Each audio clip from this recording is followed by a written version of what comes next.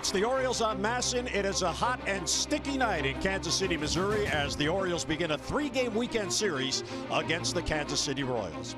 And hi, everyone. I'm Jim Hunter. Welcome to Kauffman Stadium, where tonight the Orioles begin a three-city road trip. 3 games here, then it's off to Seattle and winding down next weekend in Tampa.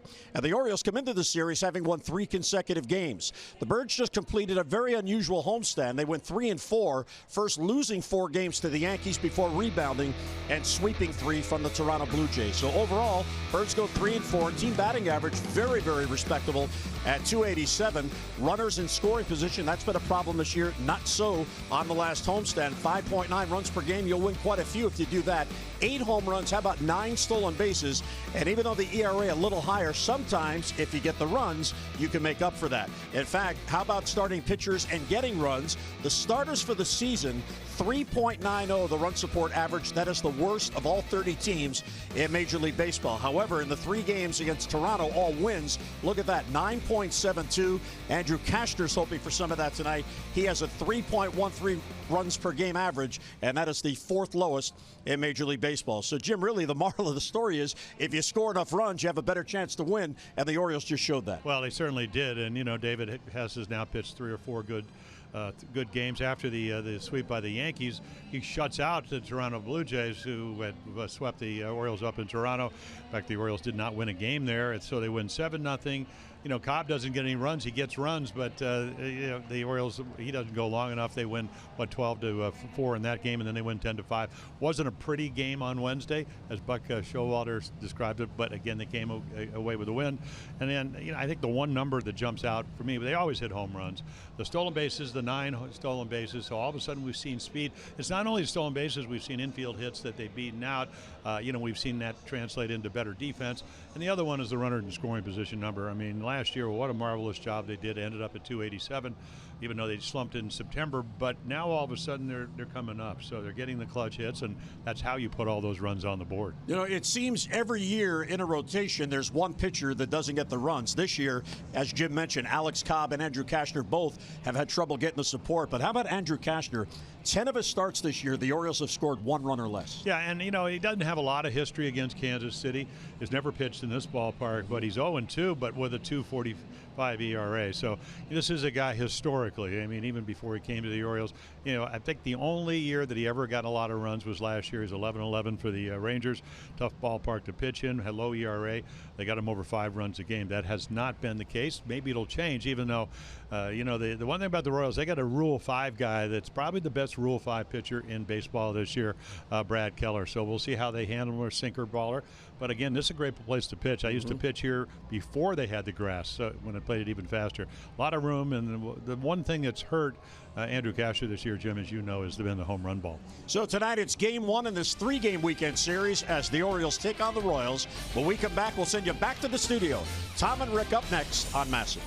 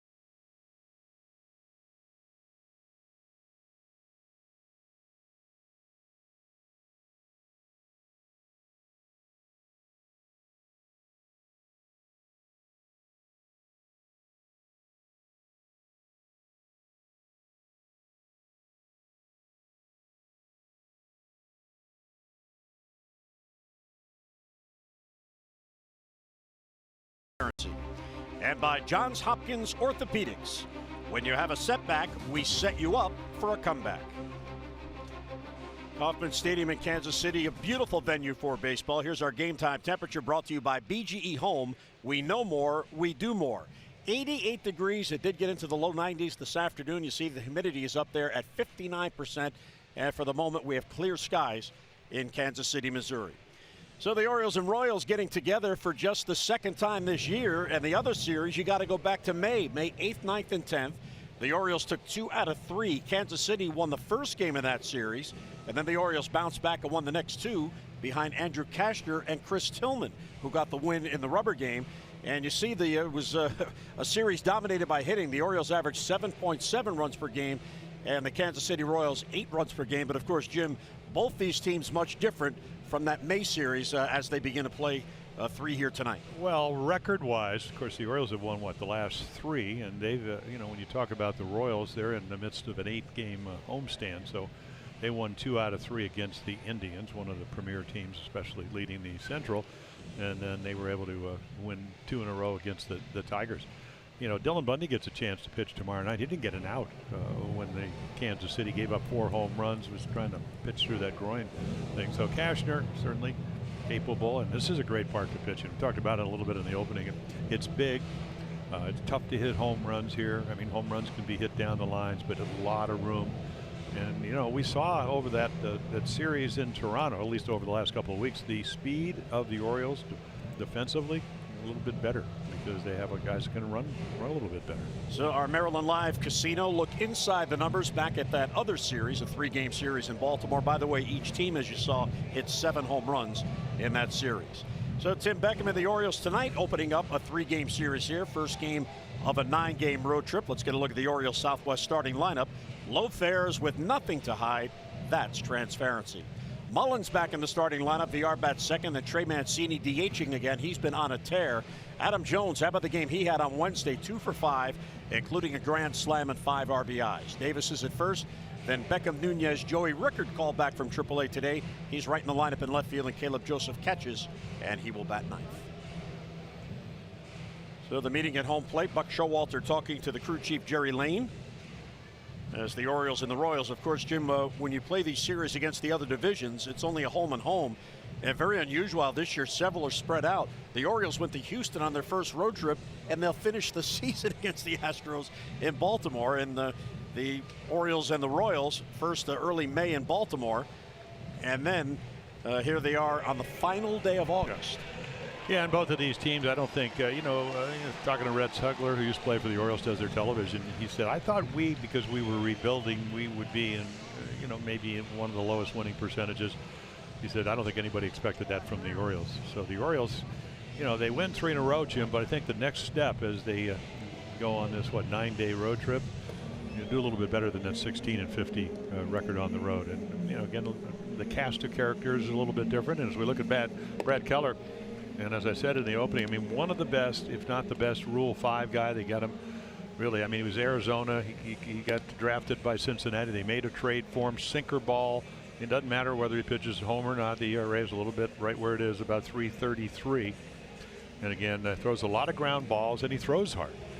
He's got one of these spin rates. I always talk about spin rate, the new analytic. Normal fastballs right around 2,100. His is 1,600, even though he throws 93 to 97. Got a slider, got a changeup, but it throws a lot of strikes, and be a good test for the Orioles hitters coming off 29 runs in those 3 games against Toronto. So the 23-year-old will go to work on Cedric Mullins, who will lead off. He's back in the lineup now today, as they do each time they visit Kansas City. Several of the Orioles took a tour of the Negro League Museum. Bob Kendrick, who is the Negro League Museum president, escorted the Orioles around. Michael Givens, part of the group, as was Cedric Mullins, who went to the museum for the first time. There's Bob Kendrick there, and Cedric, before the game today, commented on his visit. Guys for their love of the game and to be able to go out and continue to do what they did, it's something that I can't relate to at that point, except for just enjoying the game and having fun. Well, it is a wonderful museum. Each year they add to it, and it's a great experience. If you love the history of the game, it's a must visit when you come through Kansas City. Yeah, I've had a chance, probably first started, Buck O'Neill, the late Buck O'Neill.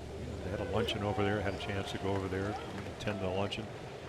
And this year, Eddie Murray was inducted into the Hall of Fame over there. Certainly well deserved. Yeah, absolutely. By Steady Eddie. That ball's hit to right field and pretty well. Back on it is Brett Phillips, still going back, and that ball is gone. It carries out of here. Mullins with a leadoff home run, and the Birds grab a quick 1-0 lead, 2 pitches into the game. Yeah, and Hunter Dozier, their third baseman, I mean, he kind of took a look. He said, this guy's little. But again, switch hitter, known for his pop from the side of the plate. And one thing about Keller, he doesn't throw a lot of home runs. I mean, he keeps the ball in the ballpark. I mean, that's only his 6th home run that he's thrown. Actually, the 7th home run, 5 as a starter, 1 in the bullpen. But I mean, he jumped on it. And again, you know he's going to throw a lot of fastballs because that's his best pitch. But he elevates it, and the Orioles kind of do what they did in Baltimore. Now again, you don't want to walk him because the scouting report says he can steal bases, and he just turns on it. Now inside middle, again, he supplies the power. VR pops it up shallow left. There's Mondesi, the shortstop, making the call, and if fair territory makes the catch. The one down here in the first. Yeah, take a look at their defense. Of course, Gordon, one of the premier left-handers. Brian Goodwin just off the DL. He'll be in center. Phillips, Brett Phillips in right. Dozier, Mondesi, Merrifield, they're arguably their best player. Ryan O'Hearn over first, and then Cam Gallagher just called back up from Omaha as they made a trade. Drew Butera, their backup catcher, was traded, and I thought that we'd see Salvador Perez behind the plate, but Ned Yost giving the off day yesterday and Wednesday, so he's going to get a 3-day respite. I think he'd caught like 43 games in a row or something like that since like early July. Yeah, he is no doubt about it, the gamer in this organization, Perez. Mancini fouls it off. Well, Mancini, Buck Showalter's been using him, of course, left field, first base, and DHing. And here are the numbers, of course, with the DH, a small sample size, but how about 9 RBIs and 3 home runs in 10 games? And he has been on a tear as of late. 1-2 is hit towards the middle. Mondesi gobbles it up and gets it across in time to get Mancini. Nicely done, and 2 men out. Well, everything about it, I mean, Mondesi is one of the, talking to one of the scouts, Gordon Lakey, good friend of ours. He said, boy, he's got the 5 tools. Now, they don't always come together, but he's been red hot and he's got a lot of range. Made that play look easy up the middle. Of course, Keller went right to the breaking ball against Mancini because he's been as hot as he has been. Here's Adam Jones. Adam brings a 3-game hitting streak into this game. All 3 games against Toronto, he got a base hit, and very productive with the run production. Fastball's upstairs, 1-0. Yeah, Ben May doing the home plate umpiring, so we'll see. I'm on every umpire. Strike zones. So different.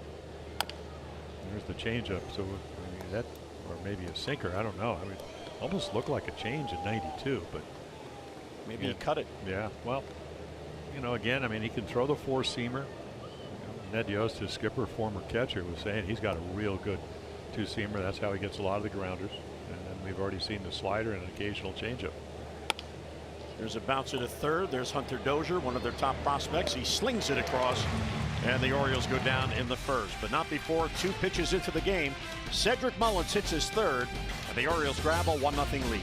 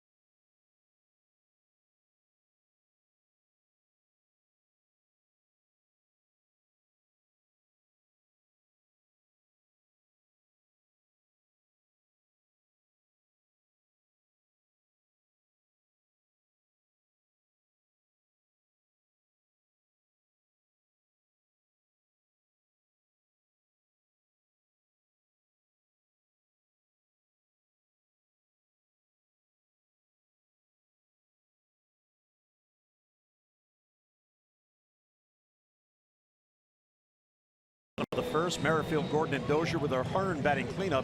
Bonifacio will DH and bat fifth, and Goodwin. Alberto Mondesi, that is Raul Mondesi's son, last 3 games, 6 out of 11, couple of home runs and 5 RBIs. Brett Phillips is in right, and Cam Gallagher will do the catching. Yeah, so we put down 2-seam fastball because when he's got his game going, Andrew will throw the ground ball. Of course, he's used his changeup. Numbers have come down dramatically. He's looking for a win. Lost his last 2 decisions. Last game that he won against the Mets on the 14th of August. Actually has pitched pretty well. But again, Royals not playing well. Don't get him a lot of runs. A little bit over 3 runs a game. It is tough to win ball games, even though sometimes you pitch deservedly so. It's ahead of Merrifield, hits it towards the gap in right center field. Adam Jones on the move. He can't get it, and it's down for a base hit. Backing up is Mullins, and Merrifield pulls into second with a leadoff double. So he continues his on-base streak, now 20 consecutive games. Going back to August the 10th, he has been on base. Yeah, you better have good speed here. And of course, Adam, I mean, you know, again, just barely.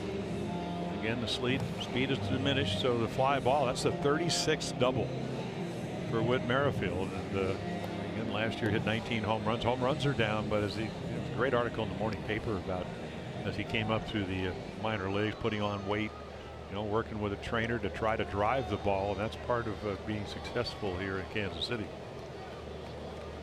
So just like that, the tying run at second base, there's a breaking ball taken by Alex Gordon for strike 1. Yeah, you get to this ballpark, boy, lack of speed in the outfield. I mean, it really shows. This is a huge ballpark. Breaking ball, line drive, base hit right field. Merrifield got a late start. He had to make sure that ball got by Villar, so he goes to third.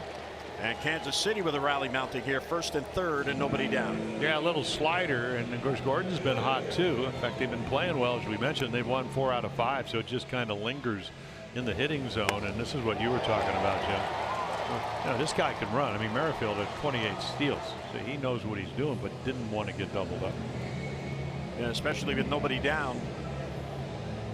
So Gordon with his first base coach, Mitch Meyer. And the Orioles now will look for a ground ball to turn 2. That will allow the tying run to score, but Cashner's in squash a big rally mode as Hunter Dozier comes up. Well, you're always, as starting pitching, trying to limit the damage, and sometimes you have to just accept the fact that you're going to give up runs. I mean, the one thing, of course, Dozier, young player, as you mentioned, Jim, he can and will strike out. I mean, 85 strikeouts and 264 at bats. So once every 3 times to the plate, he's a potential punch-out victim. Cashner has been ahead 0-1 on all 3 hitters here in the first inning. He's averaged a tad over 6 Ks per game while walking just under 4 per 9 innings. Pitching in Kauffman Stadium for the first time in his career and facing Kansas City for only the 5th time. That's a big swing and a miss. Off speed pitch, 1-2. So there is the StatCast AI powered by AWS, and you hit a fly ball behind that line, you got a good chance to score on a sac fly. Yep. And then again, it depends where you hit it in front of that line. It's, you know, Mullins has got good speed, average arm. Adam can throw well and right. There's a double play ball. Run will score. Beckham to VR. VR back to first and in time for a double play. So Cashner got what he needed. Kansas City just tie the game. So they get that tying run in, but now 2 down and the base is empty. Yeah, again, you got to come get it. And you can see Tim Beckham does exactly that. And then VR easily with his foot on the base. So again, anticipation. You know, got to know who's running. He gets, for a big guy, he gets down the bases, so he doesn't get an RBI, but as you mentioned, they do tie the game up. Ned Yost is checking with his video folks, and he will not challenge. So 2 down, and Ryan O'Hearn will step in. And ball 1 outside. O'Hearn, a 25-year-old rookie. He was drafted by Kansas City in the 8th round back in 2014. Yeah, power guy. And you can see 5 of those home runs in the last 13 games. And you know, Had a nice year at Omaha. So he hadn't played the entire year here. Yeah, in fact, this is just his 21st game. I mean, he's got 15 hits, 9 are extra base hits. That tells me not hitting lefties well. Center field, Mullins is there, in on a diving try, and he trapped it. That is a base hit. Yeah, you play a little deeper here, and I mean, he got a good jump on it, did everything right, but again, your positioning, and boy, nice job, because if that goes by him, it's at least a triple or an inside the Parker. I mean, this is the type of ballpark that if it gets by an outfielder, it makes a dive, and you don't back up, that's when you start thinking inside the Parker.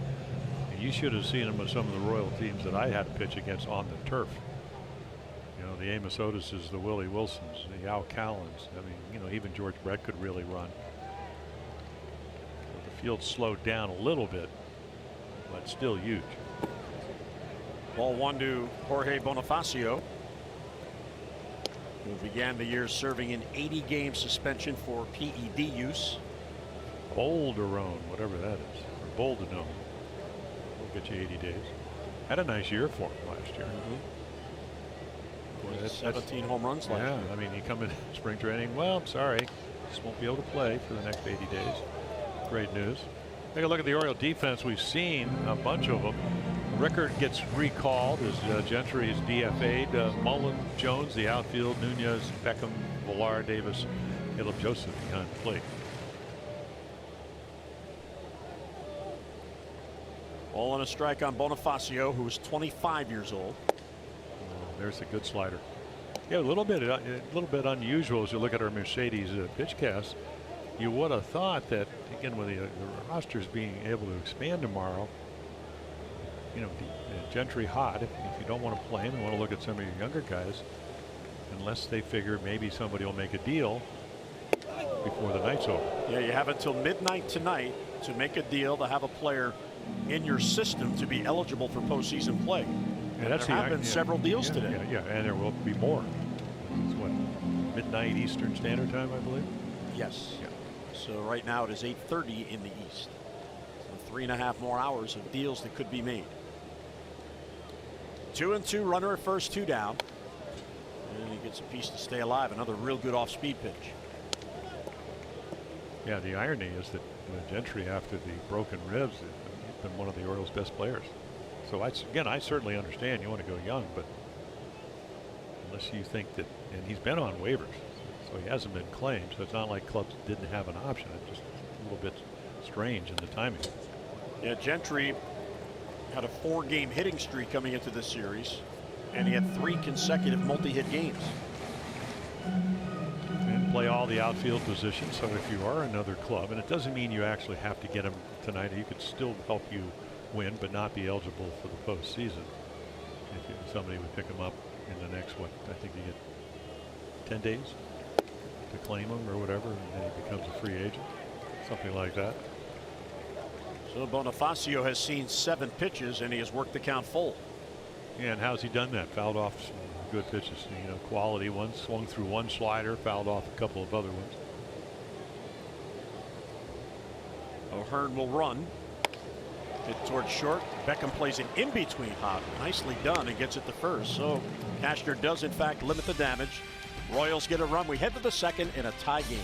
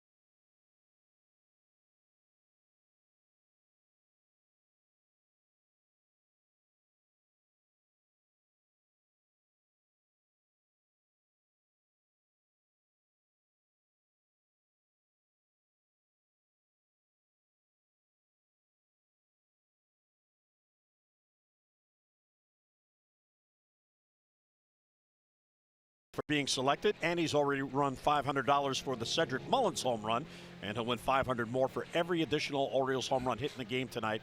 So good luck to Michael Poison. The Hawaiian shirts, Jim, they've made it to Kansas City. Well, they're everywhere. And the glasses and the hat. ZZ Tops. You didn't know there's ZZ Tops that actually. Or Oriole. Or an Oriole. Yes. Where? Is that Billy?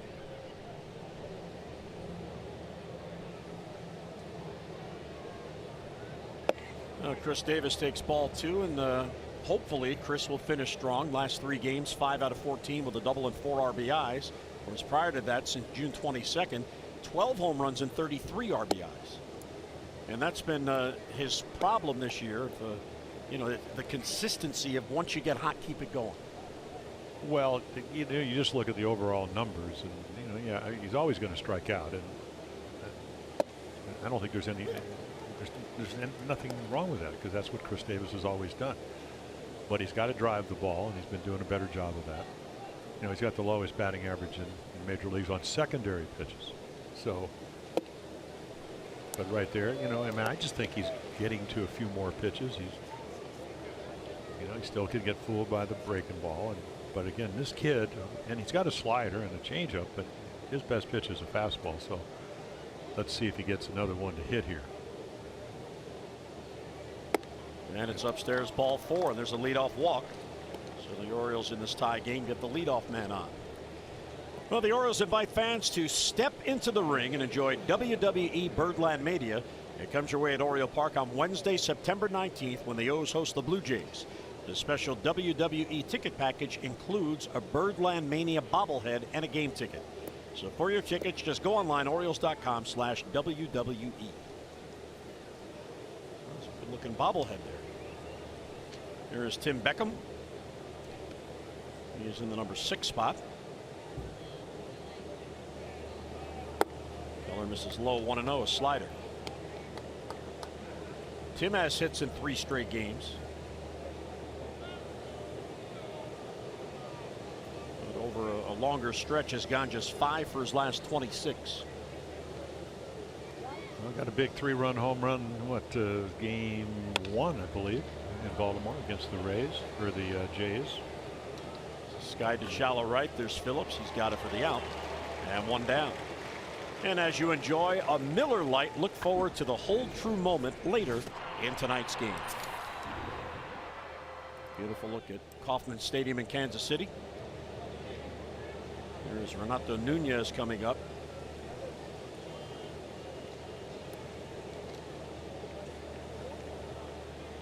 Nunez went 6 for 25 on the homestand, including just 3 for his last 17.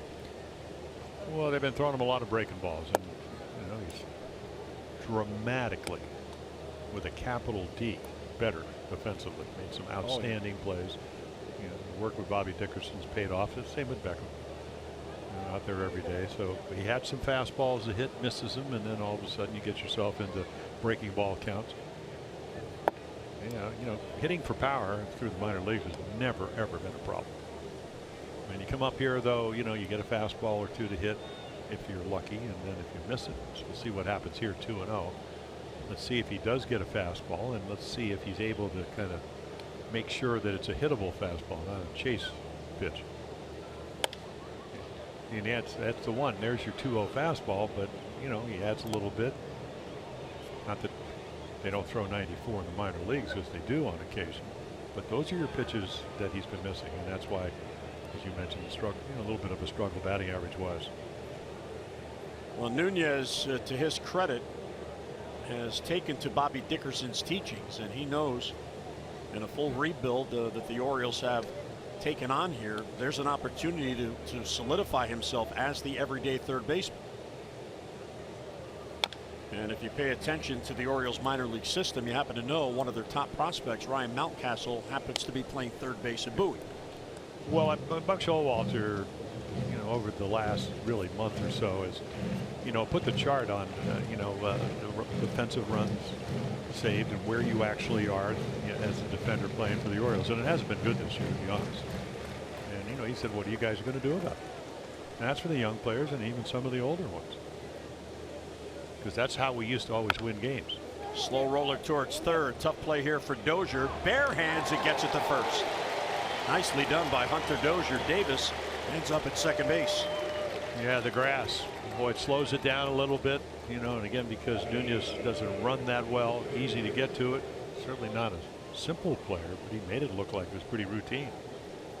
Had a chance to meet him. He's a big kid, too. Of course, that doesn't mean you can't be athletic. Athleticism, because he certainly has it.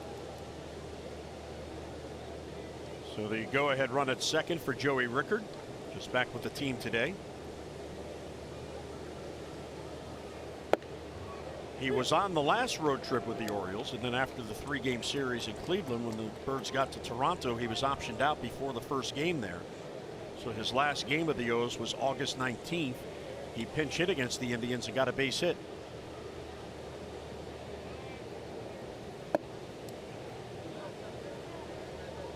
Well, he's gotten some pretty big hits. We know he can play defense. I mean, they know exactly what Joey Rickard can do. I think the one thing he really needs to incorporate, especially in spring training, is stealing bases. Would make him that much better. That and bunting. Be able to bunt anytime, anywhere. This ball sliced to right field. Phillips is back on it, and he makes the catch. And that'll do it. So the leadoff walk, the man left mid-second in a 1-1 game.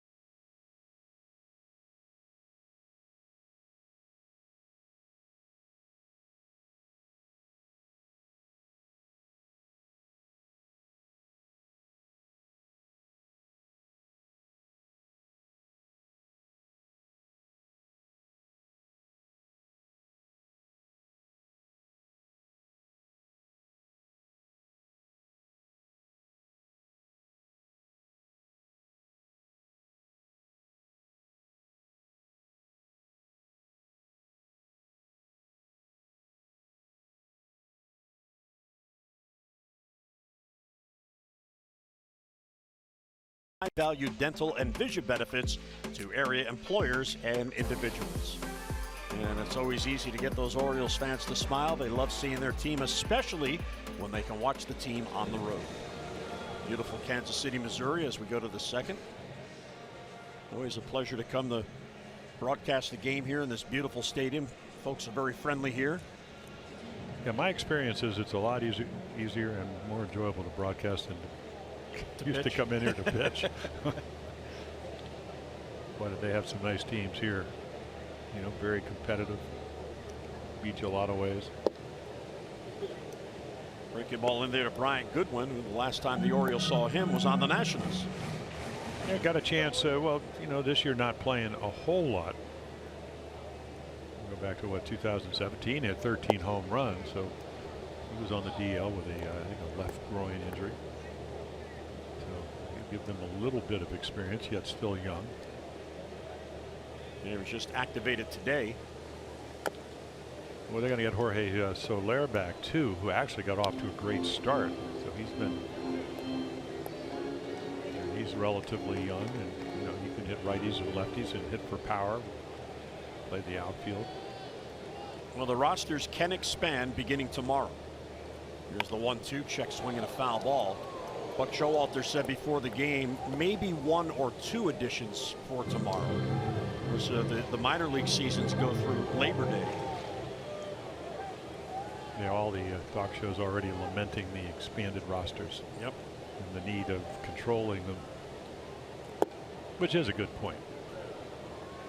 You know, a lot of people saying actually, and I don't know if I agree with this, expand the rosters early. The guys are just coming out of spring training, and they used to do that when I started. You had 28 players to May 15th. There's a comebacker. Good pitch by Cashner. And retires. Good win and 1 down.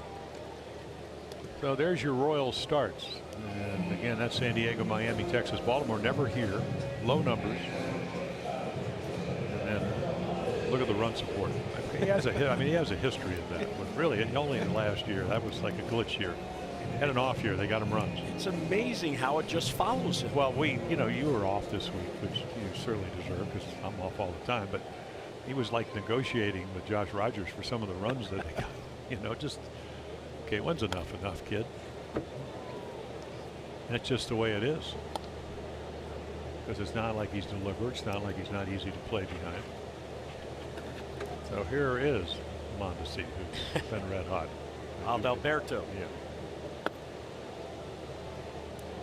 Son of Raul Mondesi. 23 years old, his 3rd season. Took him a long time to get here. He signed with Kansas City in 2011 and then made his debut in 2016. There's a solid line drive single to center field with 1 down. And Kansas City gets a 1-out base runner. Fans mark it down. The Oakland Athletics, they're in a playoff race, and they'll be at Oriole Park September 11th through the 13th. And in the Thursday finale on September 13th, all fans receive an Orioles This is Birdland t-shirt. For your tickets, just go online, Orioles.com. Well, 7 out of 12 when you come to run at stealing bases successful at Cashner, and I would assume Mondesi 17 out of 21. This may be a running situation. Even though sometimes with Phillips coming to the plate, you leave that first base hole open and hope he'll pull a ball into the right, and in this ballpark most definitely will get to third base. Because if he steals, then of course you get more conventional defense. But it's nice to have options if you're Ned Yost. Over the last 10 days or so, even Buck Showalter, guys that can run a little bit. Well, Caleb's done a pretty good job this year. He's catching the potential base stealers 36%. Ground ball. There's VR. Good range to Beckham out there. Not nearly in time to get back to first. Yeah, Phillips can fly. I mean, he can really run. You know, you saw the batting average not hitting particularly well. Jonathan VR, Jim, really showing some range. Yep. Well, again, I mean, it's not a routine play. Gets to it quickly. Again, you almost have to do what, about 120 degree if you're Beckham. And he has to actually come from the other side of second base to get back to second and then turn. Meanwhile, Phillips across the bag. So 2 down on the ground ball. Phillips replacing Mondesi at first, and here is Cam Gallagher back from AAA. Immediately a throw to first. There have been 12 stolen base attempts against Cashner. 5 have been successful, but the Orioles have caught 7 when he's on the mound. Fastball's upstairs. Gallagher was with the Orioles, or the Royals, when the season began. And then on April 24th, he was optioned out, and he's been playing at AAA ever since until today. His last game for the Royals prior to tonight was April 20th. There's a line to the right. Adam Jones in on it. Has to play it on a hop. That's a base hit. And Phillips all the way to third with 2 down. So 5 hits already. And once again, Cashner's going to have to get himself out of trouble. Again, it's just a two-seamer, and Gallagher knows it's going to drop, or if not, he'll go get his catcher's gear. And there's another short hop. We already saw Mullins do that in center field.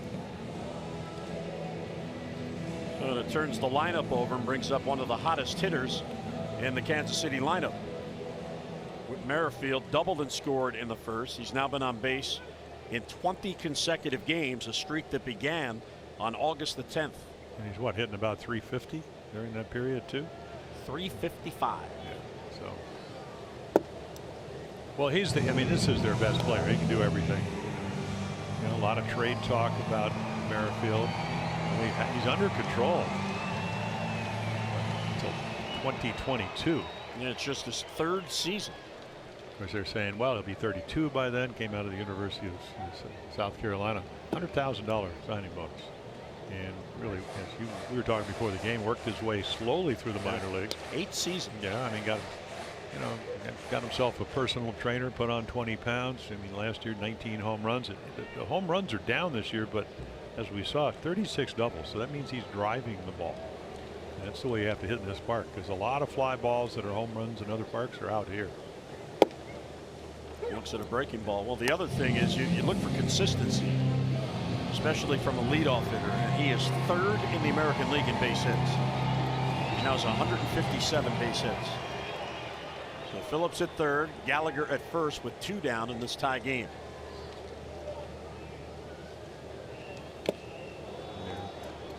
And we've seen Andrew Castor. He can pitch at 93 to 95. There was one of those with a little extra. The other thing about Merrifield that makes him so tough, I mean, he's got 56 hits to left, but 68 up the middle, and what, now 33 to right field. So he can pull it depending on what pitch it is, and then he can drive it the other way. Lights that one off on the outside corner. Kansas City's won 2 in a row. They just swept the 2-game series from Detroit before their off day yesterday, and they are 4-1 through 5 games on this 8-game homestand. After Sunday's game, the Orioles will head to Seattle, and Kansas City heads to Cleveland. Ned Yost, their skipper. Yeah, Dale Swaim on the right. Batting coach last year, bench coach this year. 2-2 is outside for ball 3. Yeah, those are one of those wasted breaking balls. Just right out of your hand. I mean, he had no interest.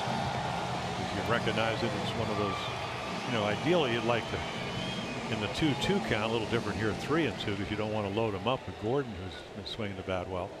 You want it to be strike the ball, but he never got it in the strike zone. It was ball to ball. Well, this will be a 7-pitch at bat for Merrifield at least. Gallagher runs, and it's outside ball 4, and he does load the bases. First walk allowed early on here for Andrew Castor. Well, the one thing about Andrew, he's learned that his, you know, that little slider, Gordon hit it into right field for a base hit. Mondesi hit the same pitch. So at least you got a little bit of information from, you know, I'm not sure you really want to be facing the second place hitter for the second time in the second inning. So take a look. I mean, so again, he's been pitching a little bit better, not winning a whole lot of games, but you see how the numbers have come down. I mean, the slider, you know, early on, and then, you know, again, post, that number's gone up, but the important ones, you know, again, the changeup's gone down, slider's gone down, even the fastball, at least the 4-seamer has gone down. All the numbers have actually gone down a little bit, with the exception of the slider, and that's the one he's given up a couple of hits tonight. Alex Gordon singled his first at bat, and he'll look at ball 1. That 253 hitter, right about the league average on runners in scoring position. Homered on Wednesday. Now the Royals have been on a home run tear. They've hit 17 in their last 11 games, and in the first 5 games on this homestand, the Royals have hit 10 home runs. Yeah, he's hit 3 of them in those last 11 games that you talked about. And he's been around long enough. I mean, he's going to sit on a fastball right here. You know, so for Andrew, it doesn't mean you can't throw it. Just make a good pitch with it. Take your chances. Yeah, not even close.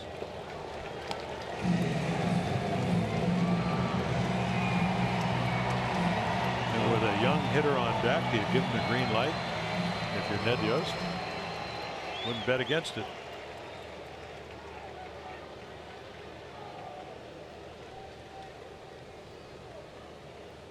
Nowhere to put him in time requested by Caleb Joseph. Well, Alex Gordon the other day hit that home run, which moved him to 4th all-time in Kansas City history. Yeah, passed a pretty good hitter to do that, and Hal McRae, one of the great DHs. Taken all the way, 3-1. Yeah, so just throw another one of those, you'll probably get yourself an out. It's a great two-seam fastball, low and away. George Brett leads the Royals franchise, 317 home runs. Mike Sweeney 197, and then Amos Otis 193. And he fouls it back, so the count runs full. So here comes the action pitch. The runners will all be off. There's nowhere to put Alex Gordon. Cashner back in the at-bat from 3-0 to a full count with 2 down.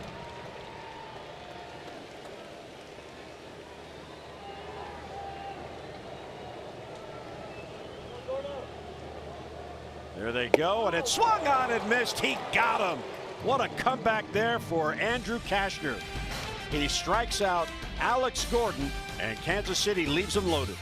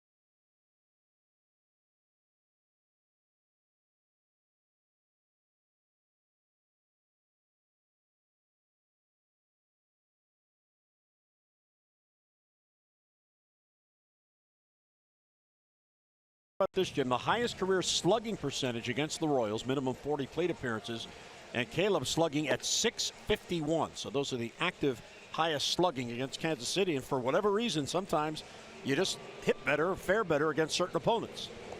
Well, obviously that must be the case. Yes. I don't know why that is, but it is the case. Well, and that's, of course, Mookie Betts was in there. I assume that he probably had some real high slugging or on-base percentages and all that against pretty much everybody. Very comfortable in this ballpark. Of course, his grandparents were in the area. Well, he's not a home run hitter, and he can hit some line drives. And you do that in this ballpark, even though, I mean, that's why you better have some speed in the outfield. They play him very, very shallow because they do have speed, and these guys apparently can go back. Line to left, Gordon in on it, and it hangs, and he's got it for the out. Cedric Mullins will come up with 1 down. Of course, he led off the game. Our PNC inside the numbers. Fewest home runs allowed per 9 innings coming into this start tonight. And that's pretty select company to be in. And again, remember, he's a Rule 5 guy, which means they pay $100,000 for him. You know, he was with the Diamondbacks, never ever went to a spring training camp. You know, never got invited to the big league camp. So Cincinnati, they draft him Rule 5. Kansas City made a deal with same him. day. Yeah, the same day. Well, yeah, they made the deal. And December 14th. And if you look at his last 2 years in the minor leagues, he was one of these typical sinker ball guys where he'd give up a lot of hits, but not a lot of home runs. Strikeouts pretty good. Walks, you know, nice ratio per inning. And they bring him to the big leagues. He's got a very good windup. Very simple. Kind of the way we were taught. And a bunt attempt even with Dozier in shallow, but he fouls it off. Maybe his hands a little bit higher. We were taught, most of the guys that I came up with, break your hands right over your knee because it gives you an indicator every time. And he's got a good size, and he's got a good arm. Pitched in Double-A last year for Arizona. And they're last in pitching. Great opportunity for him. He's certainly taken advantage of it. And the Royals, knowing they had to keep him all year, they brought him along very, very slowly as Cedric hits it right back to the pitcher. Keller gets the out, and 2 down. He began the year in the bullpen and made 21 relief appearances before they began to convert him into a starter, and since May the 30th he's been in the rotation. So with a Rule 5 player, you hope you know what you have and you let him get some experience and boost the confidence. And his ERA as a starter, Jim, 3.69. That's very impressive. And they let it, the first start was 3 innings, 51 pitches, 4 1/3, 75. Then he got 5 1/3. Pretty efficient. So 2 down. Here's VR, and now it's time for Lowe's home team together. The whole team together by Lowe's. And that's what we just talked about. Yankees, Jays. Take a look, and again, Mancini got red hot. Jones had a 4-game hit, grand slam home run. Mullins got the play early on. Chris Davis participated along with VR. Saw him steal bases.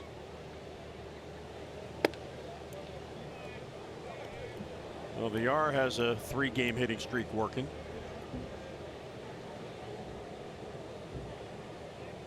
With 9 for 28 on the homestand. Keller thought he had strike 3. Yeah, Scott Coolbaugh, the Oriole hitting instructor, along with Howie Clark, said he brought up a pretty good point. He said, go back to look at VR, in 2015, really big year, or 2016, but he got to know he's going to play every day, and he thinks that he'll be a much better player when he gets to do that. It was hurt when we went in there last year, around the 4th of July. Now you go back to 2016, home runs, 19 of them, led the National League in steals, so he's very athletic, good base runner. Seen that. And he swings through strike 3, so a 3-up, 3-down inning. O's go in order in the 3rd.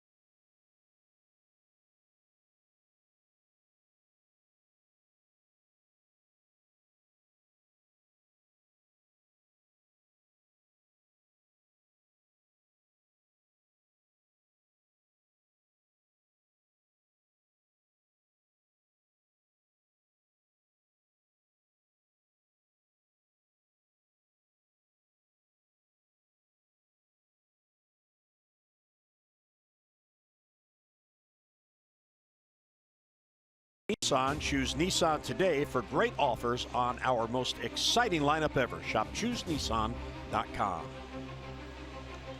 Twilight time here in Kansas City in a 1-1 game. Royals have out-hit the Orioles 5-1, and more Hawaiian shirts. How do these people get these? I mean, you think they're from Baltimore? They just, or maybe they have the Orioles family store? there. Can you get it at the Orioles store? I don't believe so. No. Should be. I mean, that should be a staple in everybody's closet. Not to mention the store. Right. If they're that popular, and they are, make them more available. Ball 1 to Dozier.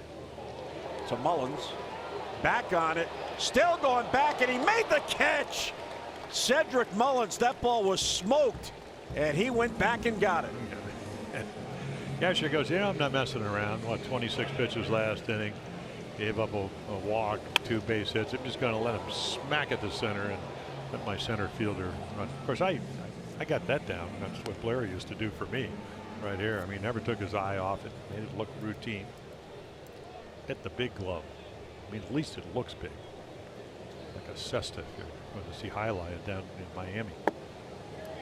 Ball 1 to O'Hearn. Well, they do talk about when you first come to the big leagues, the big difference for the outfielder is the third deck, and this is a huge third deck here at Kauffman Stadium. Well, again, it's visual and also the way the ball carries. And that's what you're looking at. Cedric's first game here at the K. This one skied to left. There's Rickard towards the line. He'll get it. And 2 quick outs. Well, fans, don't forget the White Sox will be at Oriole Park September 14th through the 16th. And on Saturday, September 15th, first 35,000 fans 15 and over receive an Orioles lightweight hoodie. So get your tickets. Don't miss out. Orioles.com. There's the traditional jersey.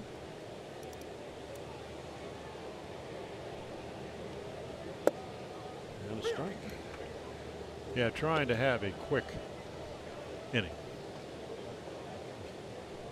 26 pitches to get through that second, but he did not allow the Royals to score, and they left the bases loaded. Up and into Bonifacio. Well, it's kind of the NFL season will be starting. It's the prevent defense. You bend, but you don't break. Which is fine if in the old days when they let you throw 130, 40, 50 pitches. Nowadays it's going to get you out of the game. Doesn't mean you won't pitch well, doesn't mean, but your chances of winning certainly diminish fewer innings you pitch. Pitch count has a lot to do with it. And he did go, Greg Gibson said.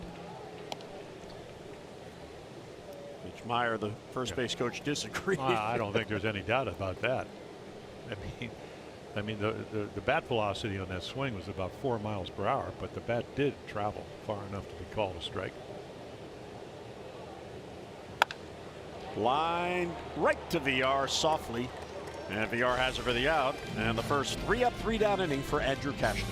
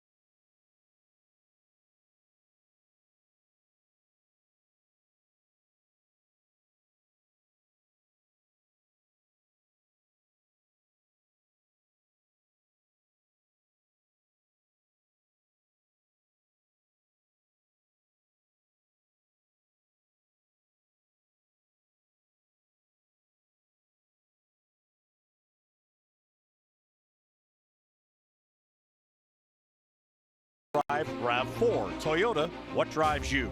Visit buyatoyota.com for great deals. Beautiful look at downtown Kansas City.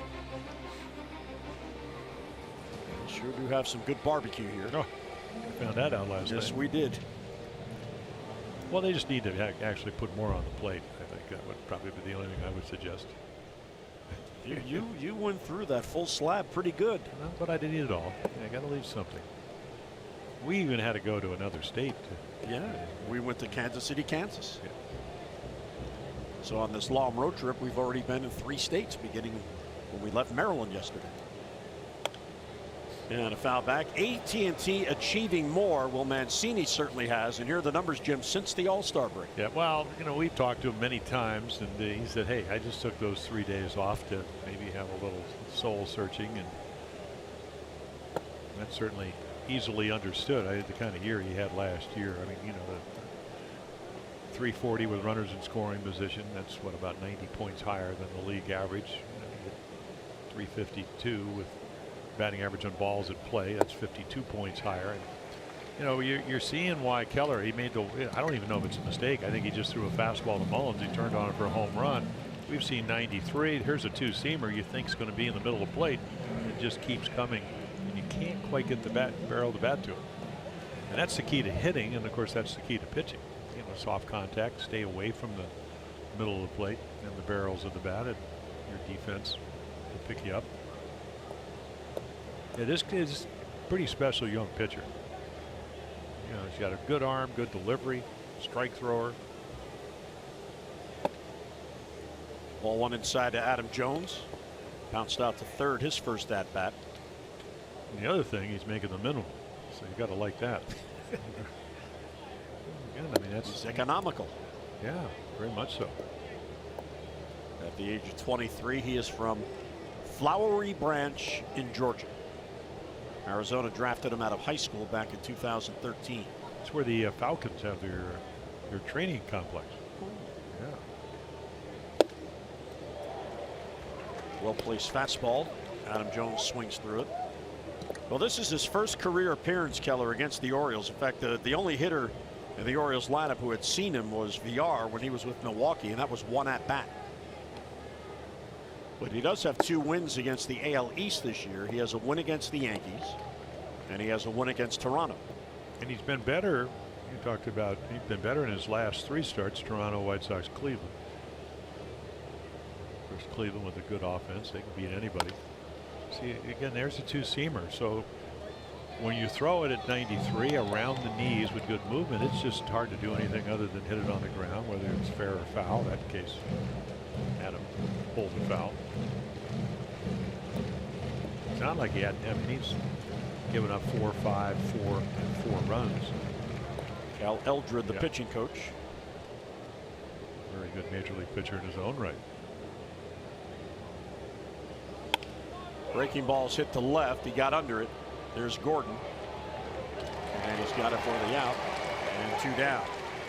We encourage you to go to masson.me/enter and submit today's word of the day, which is insurance, for a chance to win a meet and greet with Adam Jones. Brought to you by Chesapeake Employers Insurance, your workers' compensation insurance company. 2 down, 8 in a row retired by Keller. And here's Chris Davis. Chris had a real good at bat, drew a walk in the 2nd inning.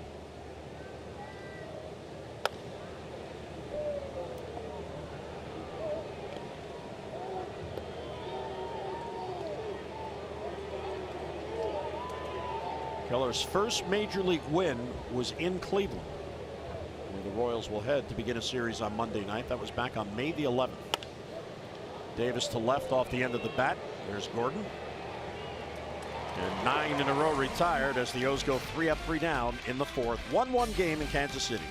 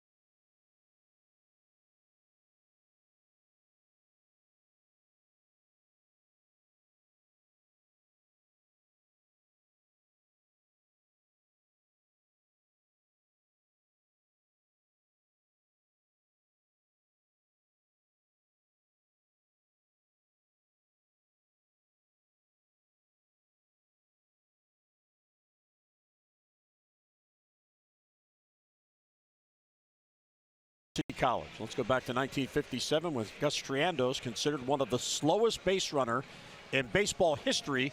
Yes, he hit an inside the park home run. The Orioles beat the Red Sox 4-1 at Memorial Stadium. His line drive off the outfield wall carried 100 feet past Ted Williams, and Triandos was able to chug around the bases for the home run. Then in 1966, Frank Robinson, his 31st birthday, hit a home run, 3 hits, and the O's won 5-1 at Cleveland. Robinson, of course, that year won the Triple Crown, led the Orioles to their first World Series championship. A fellow by the name of Mr. Palmer had a very good World Series. Yep, well, Frank, so did Frank. Hit a couple home runs, 49 in the regular season. Thank God he was an old 30. They didn't want him in Cincinnati anymore. Little Pappas went the other way. He was done. Yeah.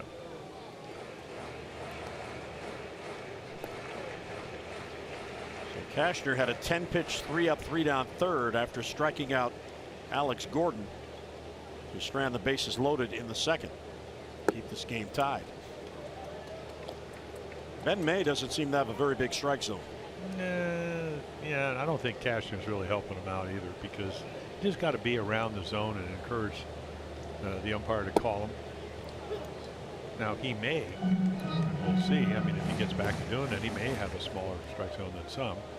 Boy, the umpires in the Jays series all seemed like they had ample strike zones.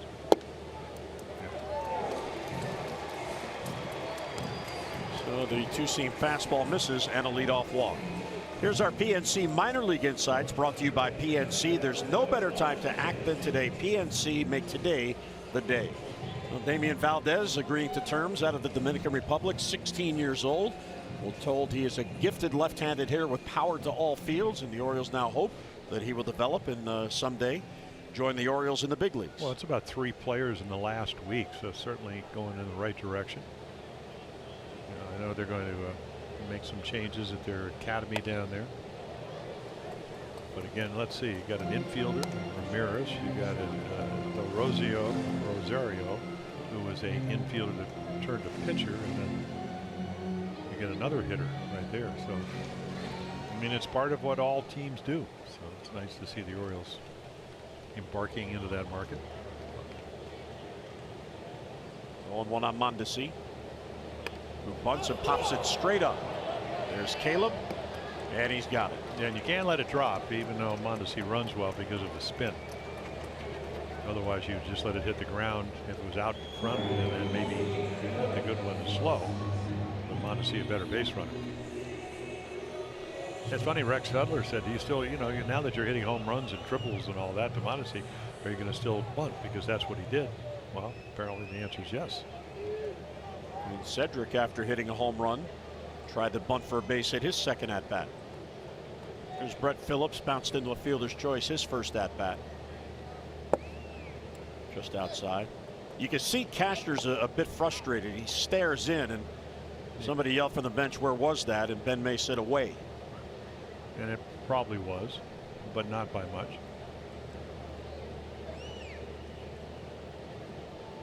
Certainly wasn't low. There's a base hit. He hung it. Yeah, his secondary stuff really hadn't been that good tonight. There's another example of it already now. That's the third hit on either change-ups or maybe kind of slurvy sliders. The good news is they didn't get first and third with only one out. That's an instant way of, especially in a close game, to either have big innings or give up runs, sacrifice fly, whatever. Cam Gallagher brought back up from AAA today. Drew Butera was traded. He goes to Colorado. I was updating my Royals notes and updated Drew Butera's age, who had a birthday since we last saw him, and then packed up to come to the ballpark and saw the alert that he was traded.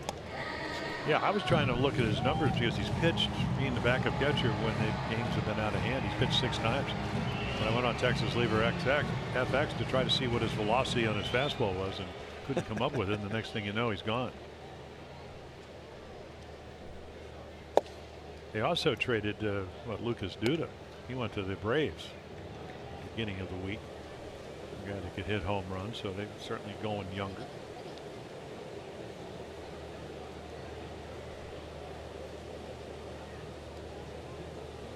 And Yost overseeing another rebuild. Yeah, along with Dayton Moore, who came here, what, 2006?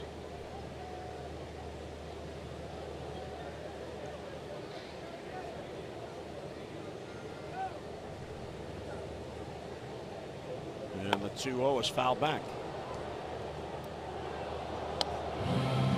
Let's see, this year Drew Butera, Jim, pitched in one game. He allowed 2 runs on 2 hits. He walked 3 and got 1 out. Well, he pitched around a few people, Jim. Apparently.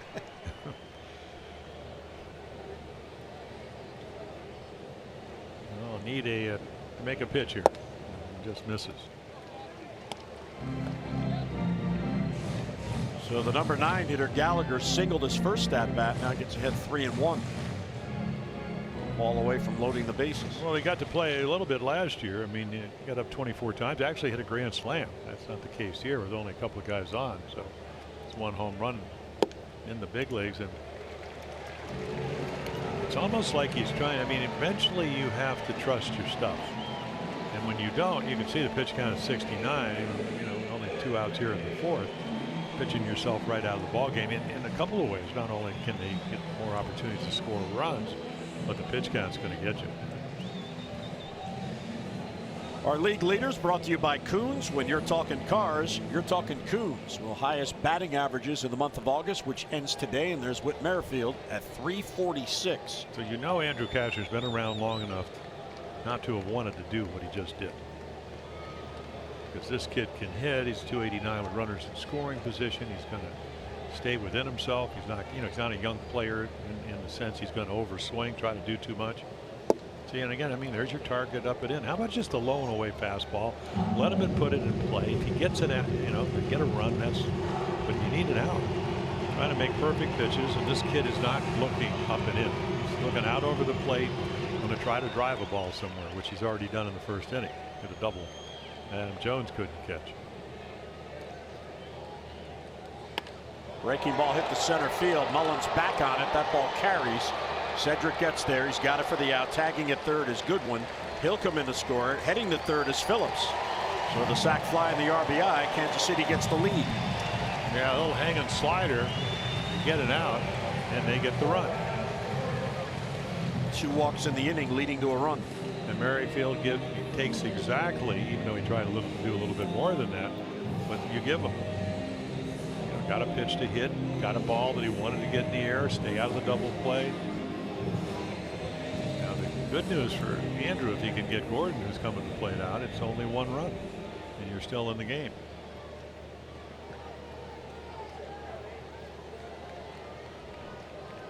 So Gordon, who struck out with the bases loaded to end the second, another chance here. And he looks at it high, 1-0. And he'll get to 3-0 too. 3-0 with the bases loaded. You know, took a strike, fouled one off, and then swung through one.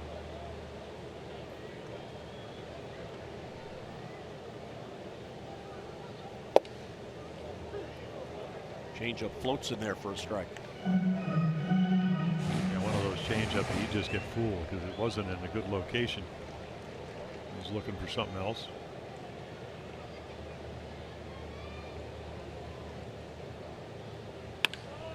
Center field has some carry.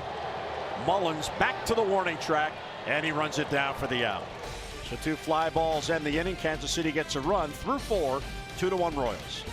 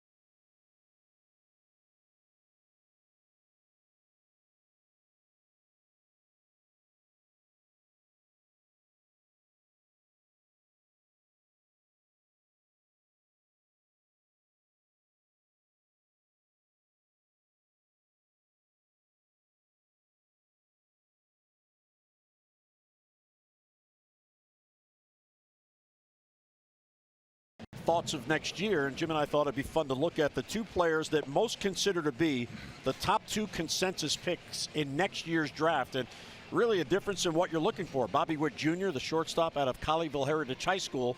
Here's what we heard from a scout. He has an arm like Manny Machado. He runs like Trey Turner. He has power like Alex Rodriguez. And he could have Derek Jeter impact. I like every one of those check marks. And then Atlee Rutschman, who's the catcher at Oregon State, the national champions. Good leadership skills, we're told. Catch and throw guy with a plus arm. Switch hitter and has improved from the left side. And he caught the College World Series champion pitching staff, so a lot of experience. So most of the sites, MLB Pipeline and the various different sites, consider Witt and Rutschman to be the top 2 to go in the draft next June. Well, one college, obviously, out of Oregon State, and one high school. Both will eventually be impact player. And, you know, the way these two teams have played, certainly not by choice, it looks like they'll be 2 of the teams that will most likely get the 1 and 2 draft choice. Or at least in the top 3, whatever. But so far, again, you know, the Orioles have played, what, 4 games, and they're winning a little bit under 30% of their games. Not by design. You know, the Royals just a little bit better. 3 in the loss column. Well, the last time the Orioles had a chance to take an impact high school shortstop, that worked out all right. Manny Machado was in the big leagues, what, just before his 20th birthday.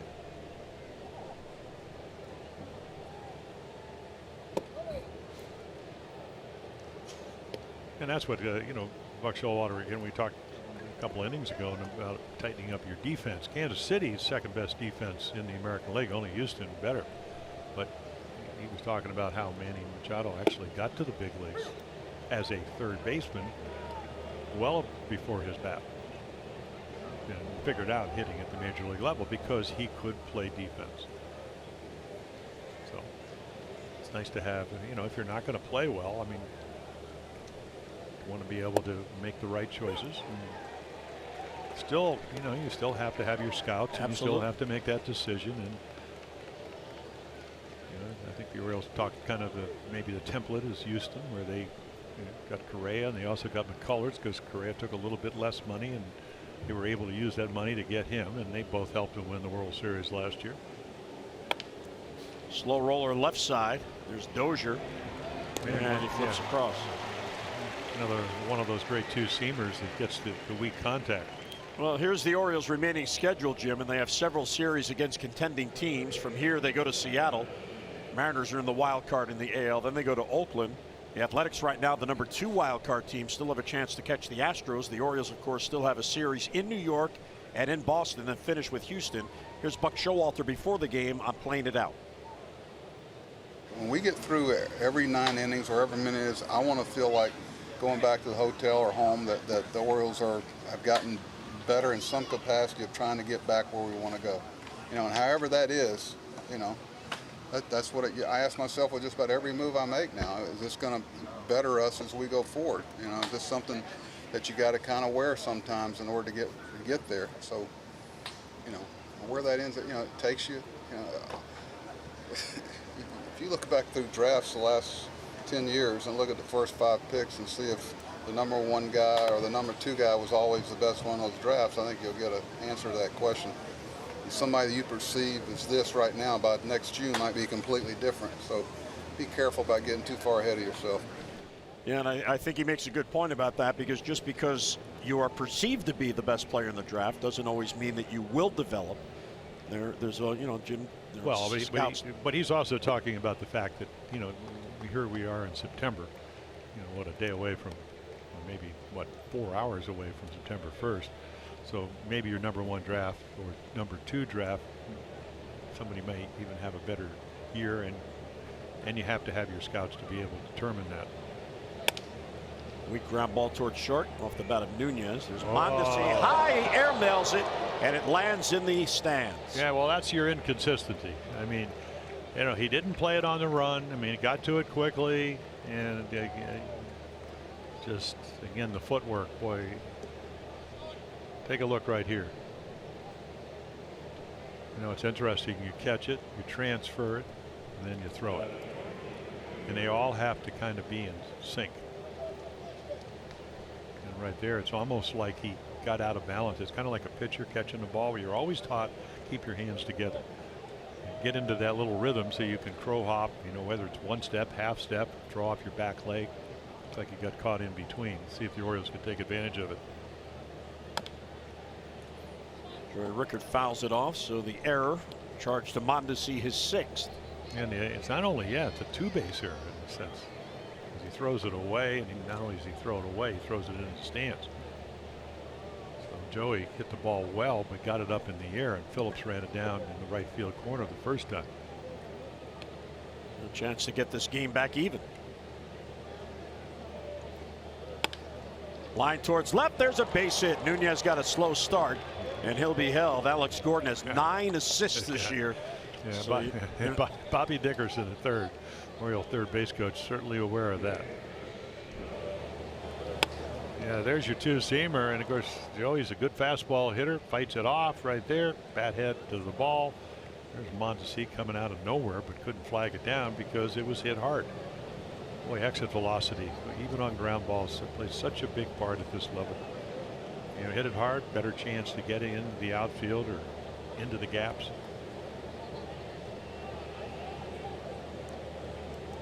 So Rickard called up today, joined the team in Kansas City, gets a base hit.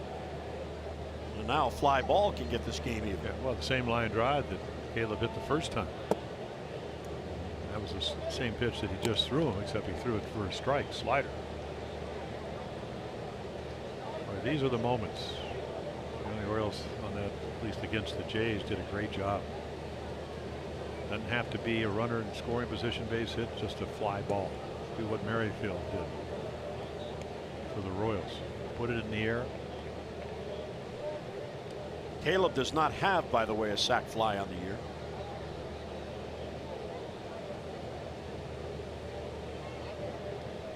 Situational hitting. It looked like Joey was leaning there. Yeah, and everybody kind of talks about that. I mean, you do it from day one in spring training when you're taking batting practice, man on third, less than 2 outs, get the ball in the air. Then you got a pitcher that's going to say, well, how can I combat that? Can I get him to chase a slider off the plate, or will he chase a two-seamer down and I'll get the ground ball? Good news for the Orioles, Rickard can break up a double play because he's got good speed, as long as he gets a good primary and secondary lead. 1-1 on that fastball down and away. Nunez reached on the throwing error by Mondesi. And probably the hardest pitch to hit in the air for a right-handed hitter is a two-seamer down and in. Out over the plate, it's a ball you can, drive, get it in the air. That pitch right there. Double play ball. Mondesi to Merrifield and back to first. There's a double play. So the Orioles can't take advantage of the error. Mid-fifth, Royals with a 2-1 lead.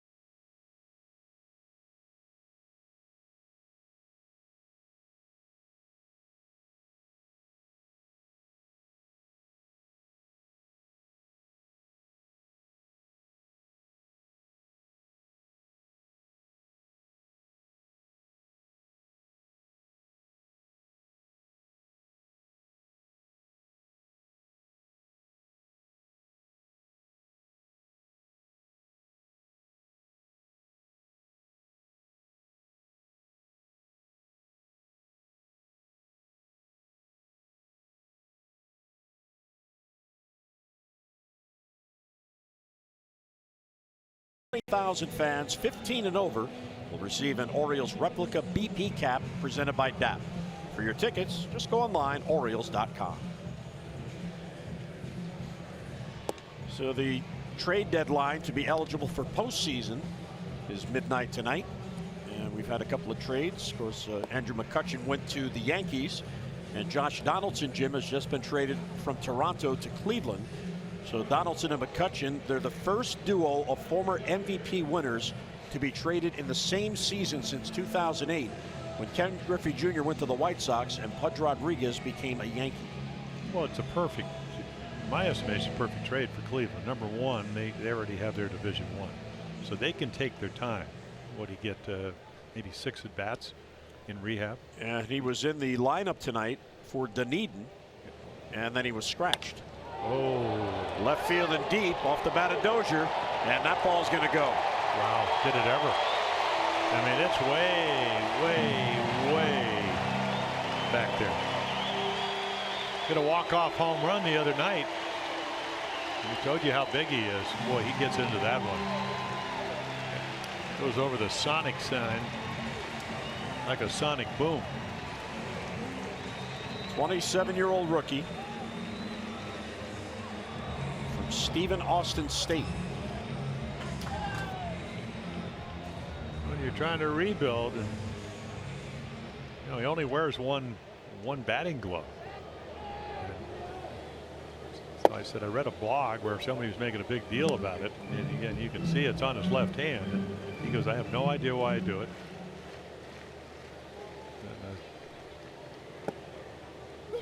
Except other than the fact that I really like to play golf. And I said, well, yeah, that's what you do. You wear if you're a right-handed golfer, that's what you do. You wear it on your right hand. So it worked on that swing, didn't it? Wow. We're another big, strong guy, like we mentioned.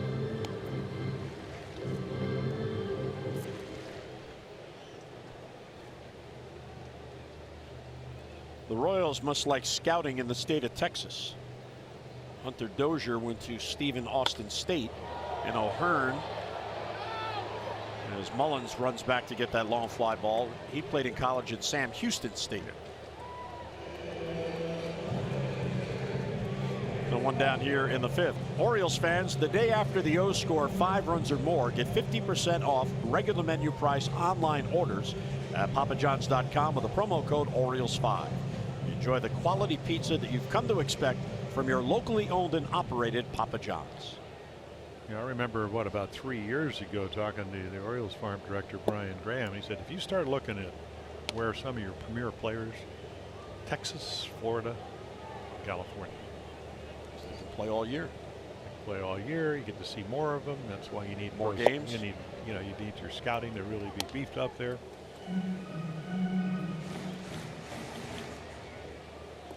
I mean, they're all your players, certainly. I mean, not that other states don't provide good players, but an abundance of talent.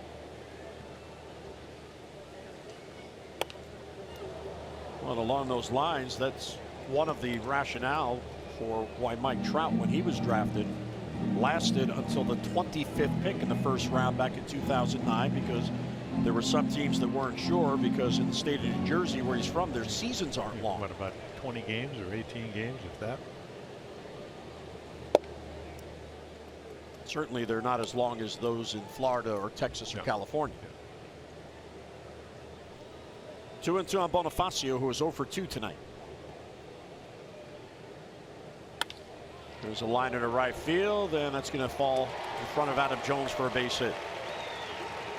So there's a 1-out single. Yeah, 8th hit.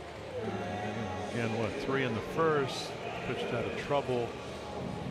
2 and a walk in the second. Easy 3rd inning. Sacrifice fly and a run in the 4th, and then the home run here.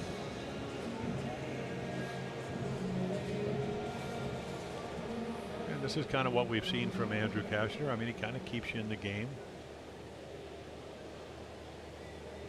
And then, of course, you'd like to hope that he gets 5, 6, 7 runs. That just doesn't happen very often.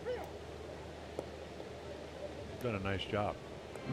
Hitting the ball the opposite field, taking what they give you, and then if you make a mistake, get on one.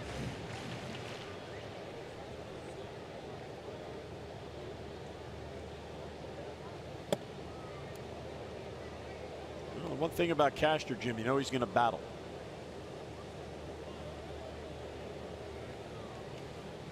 Making his 26th start. The home run he just allowed, the 20th he's allowed, so that's a new career high. He came in having allowed 19. He also allowed 19 in 2015, then again in 2016. So now 20 home runs, of which 13 are solos.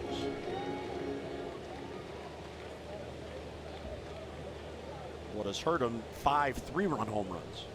Yeah, well, those are. We know we don't like grand slams, but 3 runs. It's 3 on the board. You don't like to see the crooked numbers go up there.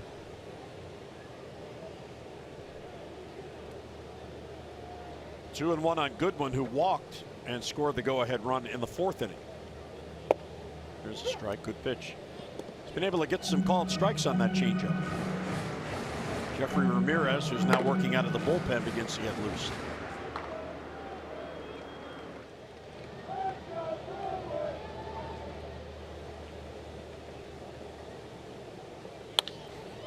This guy to shallow left center. Joey Rickard, an easy play. And then 2 men down. Back to first is Bonifacio.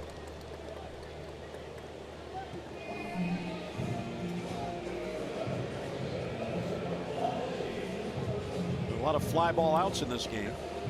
Well, it's a great pitch to Park to be able to pitch up in the zone. If that's your strength, or you can do it. You know, Keller, again, he went up and Mullins hit his, 3rd pitch of the game out of here. Other than that, he stayed pretty much down in the zone. Adalberto Mondesi. So he hit a 3-run home run on Wednesday, also a triple. He hit a low slider that, I mean, he hit it about 420 over the bullpen. Well, they believe Mondesi will be the eventual replacement for Alcides Escobar, who is still on the Royals on the bench tonight. Mondesi just 23, and he pops it up. There's Rickard again in left field. And he's got it. So a run on the home run and 1 left. Our Ram Do-Ups brought to you by Ram Trucks. Experience the power and toughness of Ram at your local dealer, or log on to Ram Trucks.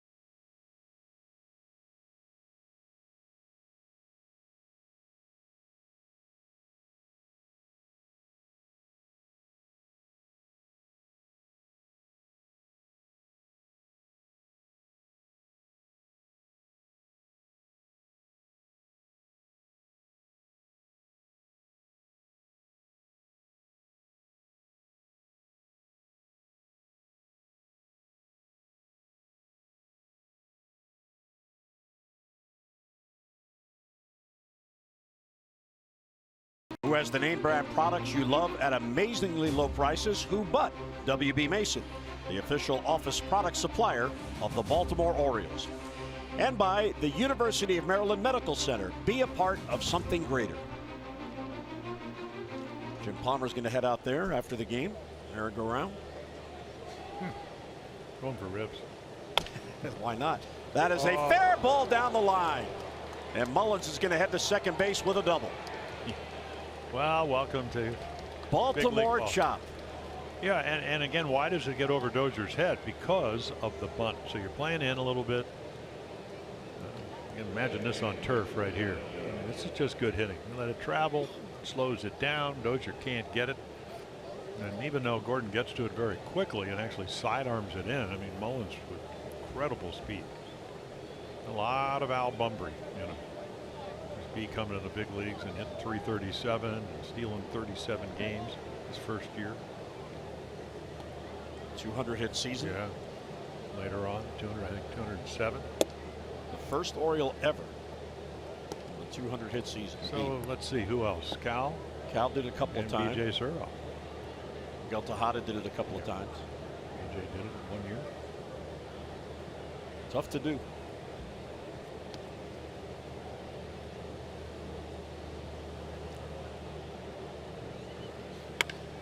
High fly ball to center field. Mullins likely will tag. Goodwin waits. Mullins does go towards third. Throw is off the line and Mullins does advance. Yeah, good throw, but offline. I mean, strong arm. So even though VR hit a routine fly ball, he does get the runner to third. You see Bobby Dickerson saying. Jerry Lane saying, come on, get off there.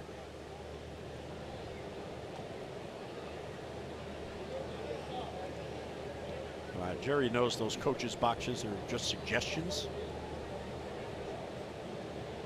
So here's Mancini with an RBI chance. Yeah, with the infield back. Breaking ball for a strike. Well, a lot of the hits that Trey got over the Jays series, so your van scouts will tell you, hey, try to get him out with breaking balls, because he was hitting the heater and he was hitting it to right center field. If you did hang a slider, you hit it over the bag for a double. And the left field line, there's a fly ball to right that sends back Phillips, and at the wall he makes the catch against the wall. Mullins will tag and score a long sac fly, and folks in Baltimore, that is a long home run, not here in Kansas City. Well, we kind of put it out there. This is a huge ballpark, and he makes a really nice play on this. I'm not sure he really knew where the fence was, because he's turning all over the place.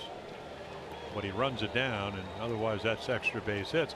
You know, we saw Trey get that triple on a similar ball, except it was up to right center, and this could have been a triple. Somehow he gloves it as the Orioles score their second run on the sacrifice fly.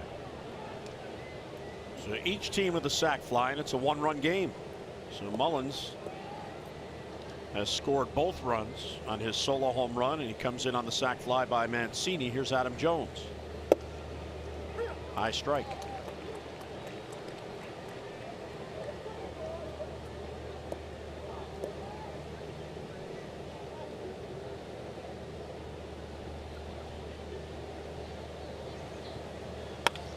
Towards the middle, and there's a base hit for Adam Jones. So Adam gets on to extend the inning.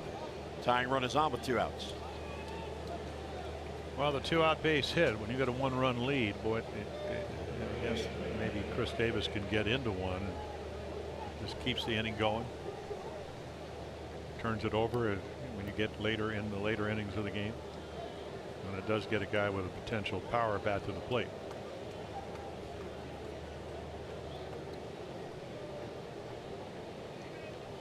So Keller trying to end this here and keep the lead.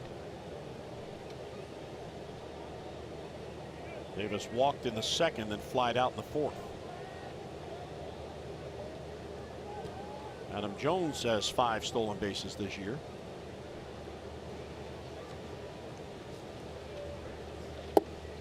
Ball 1 inside. That's a real good take.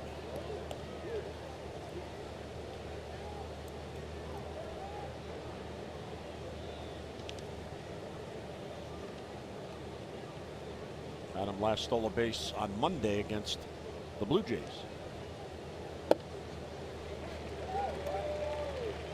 One on the swing and the miss. Well, you try to read the bat if you're pitching. So, you know, right there, 94 inside third of the plate. You can add maybe 2, 3, 4 miles per hour to it. Away, it slows down a little bit. Once again, looked like Gallagher, something on the inside part of the plate, a little slider.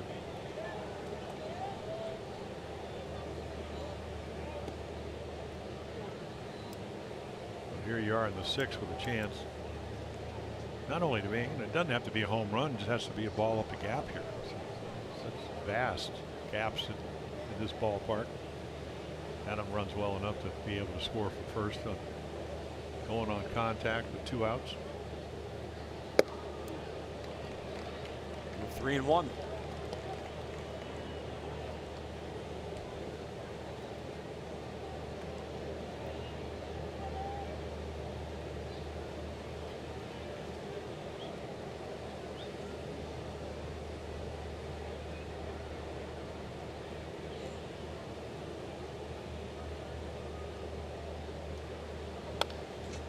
There's your pitch to hit.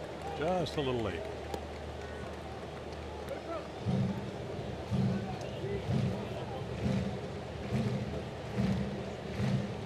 So Keller now on 3-2. Well, Hearn yelled over to him that he's going to play behind Adam Jones. He'll be off with the pitch. See the shift still in place. Very surprised we didn't throw him another fastball as late as he was. Adam runs, and it's upstairs, ball 4. So 2 walks in the game by Keller, and both to Chris Davis. Yeah, I don't think he really wanted to walk him, but once you get to 3-1 and then 3-2, you look who's on deck. Who do you want to pitch to? But again, it gives the Orioles an opportunity because it's not like Beckham can't hit. Some big hits, that 3-run home run in the Jays series. Good fastball hitter.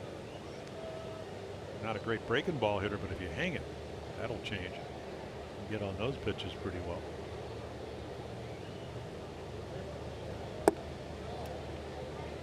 Breaking ball is low, so 1-0 on Beckham.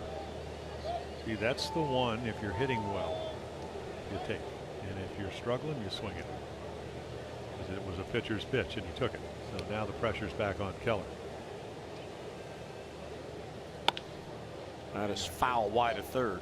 That's that 2-seamer once again that got him out of trouble on the Caleb Joseph double play. It's just hard to really get the bat head to it and hit it fair. And if you hit it on the, you know, if you do hit it fair, it's usually to the left side of the, on the ground. Not a lot of velocity off the bat head.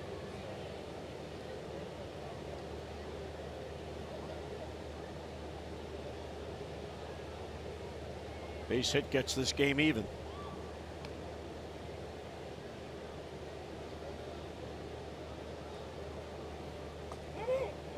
Oh, too late.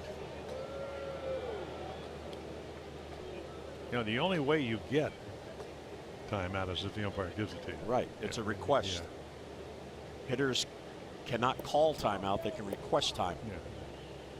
Just But too late. They give it to the hitter every time he asks. It's a good way to get hurt. Yep.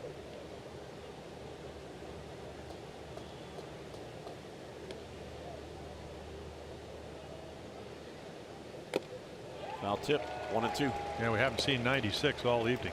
He went to it. He was angry that they called time on him. Yeah, his average fastball, I mean, they have him at what, you know, like 94 and the slider at 85. And again, the changeup doesn't throw a whole lot. That's even hard.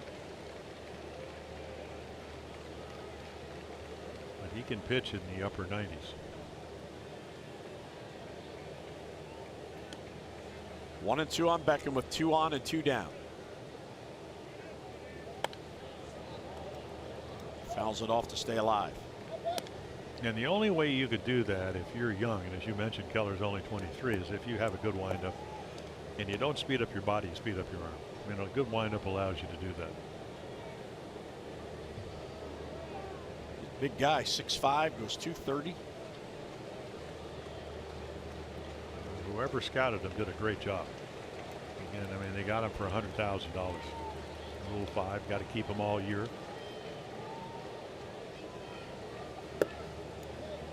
2-2, borderline pitch there.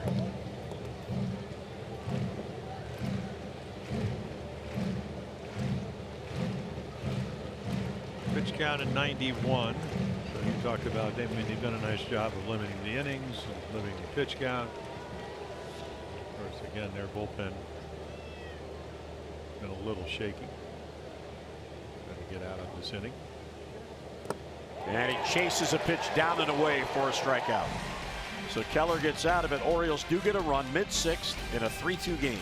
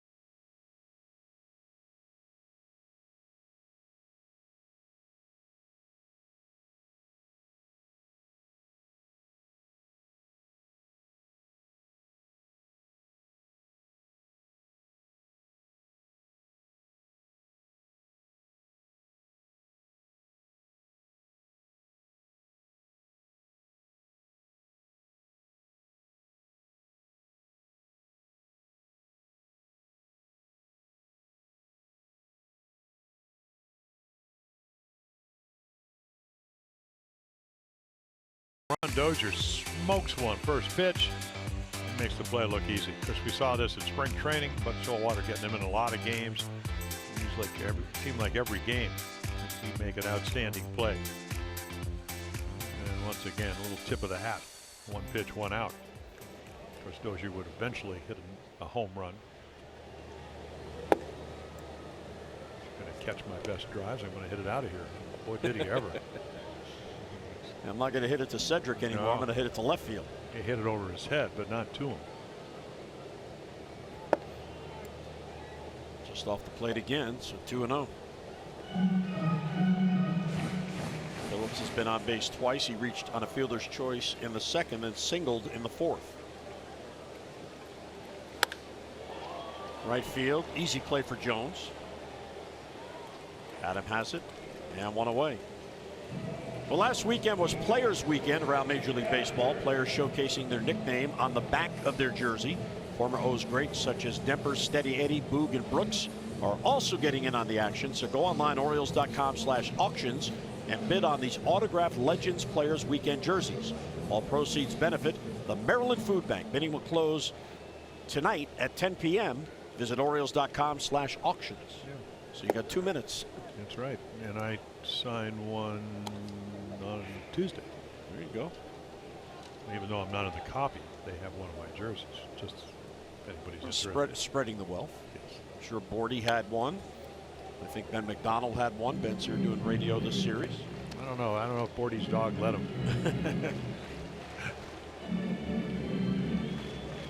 What does he get? What kind of something?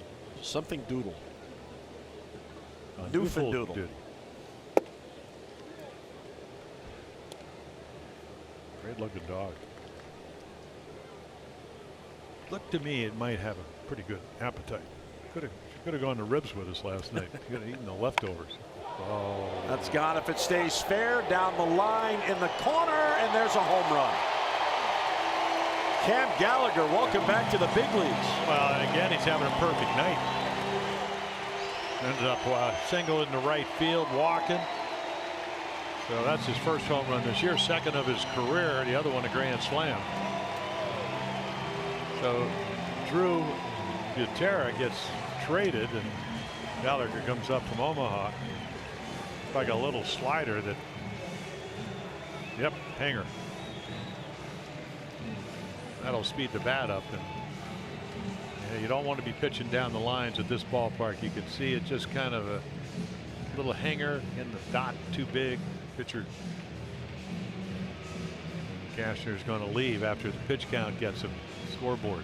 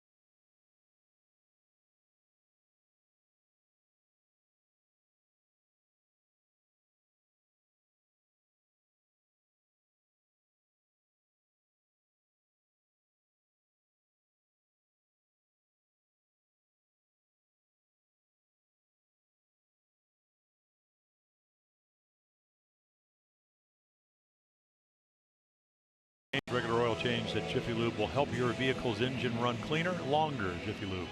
Drive in today. So Jeffrey Ramirez on. So those are the numbers. Again, you know, bullpen, he's what, 8 innings, 3 innings against the Yankees, scoreless. Earlier in the year, 5 against the Mariners, scoreless. Trying to work on quieting the windup down. Has a tendency to go left. At first, a little get me over slider, actually. Real good windup. We're going to be Ramon Martinez along with Roger McDowell. And pretty good breaking ball right there. He's got a good slider. It's just very inconsistent. Change up, maybe the best of the secondaries. Fastball anywhere from about 90 to 94. And he gets ahead of a hot hitter, Merrifield, 0-2. Yeah, but you see, once again, he overthrows and he goes left. Trying to quiet that down. It will be very difficult for him to be consistent enough to start, and he does have 3 pitches. The repertoire is there, unless he is able to do that. And it's going to fall for a base hit in front of Rickard. Yeah, and then again, he's trying to get Merrifield out, and that's not an easy thing. So double sacrifice fly, now a single here in the 6th. But now all of a sudden it becomes a double because of his ability to steal the base. Already 28 of them.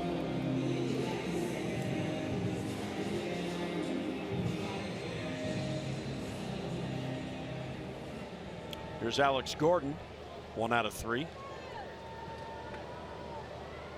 Cashner's biggest out, though. He struck out Gordon with the bases loaded to end the 2nd.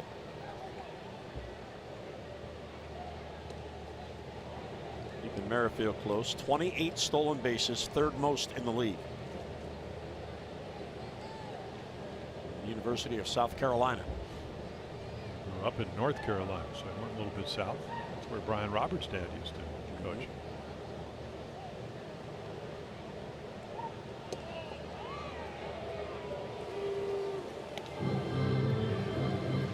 It's a big run out there. I love it when you're on the road and you throw over and they boo you. They boo you. And you want to just yell, tell them not to steal, and I won't throw over there. There we go. That's not the way it works. How dare you not let our base runner get a big lead off you? Well, especially here against the teams they had, everybody could run. I used to think Whitey Herzog was going to steal base management.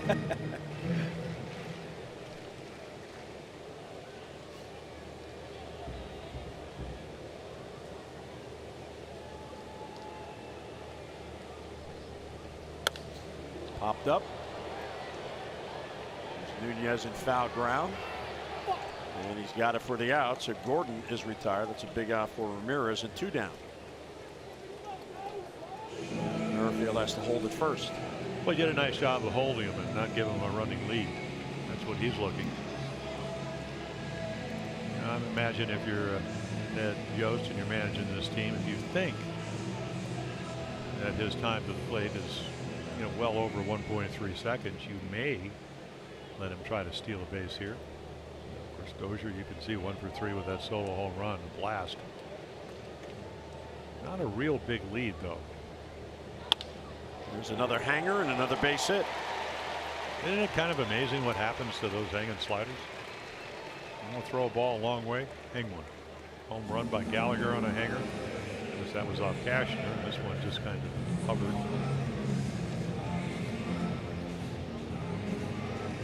What did Joe Garagiola used to call it? A room service curveball, but that's a room service slider.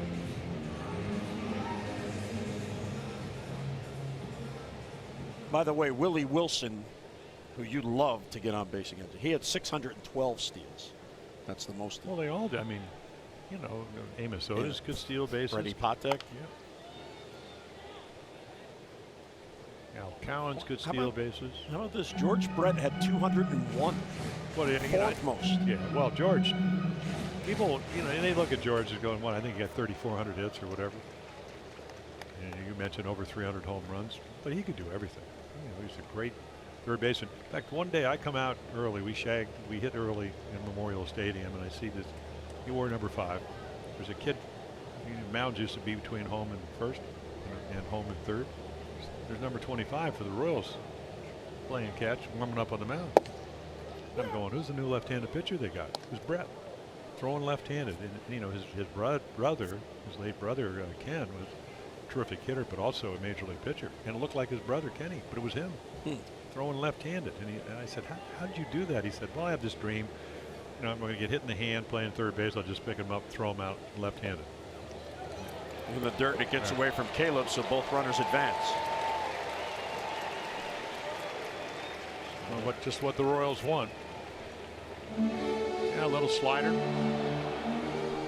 mean, way out in front of home plate, right at the front edge. Again, I mean, you know, he centers it. Again, it's just hard to sometimes be able to, because it bounced so far out in front of home plate, to make sure it's going to bounce straight out.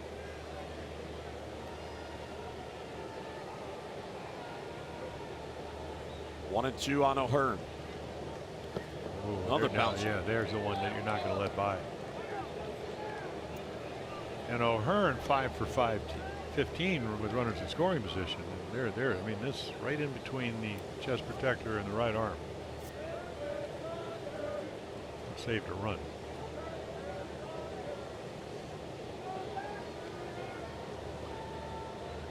So Merrifield at third, Dozier at second with 2 down.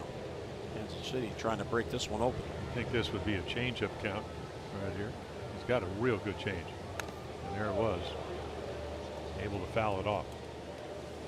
Changeup is his favorite pitch.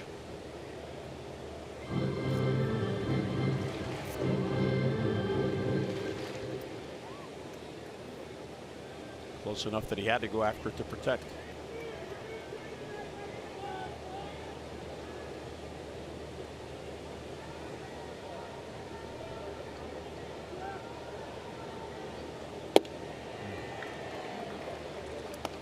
Well, 3-2 on the fastball that misses. So just hope once again when you throw this changeup you get it in a good location.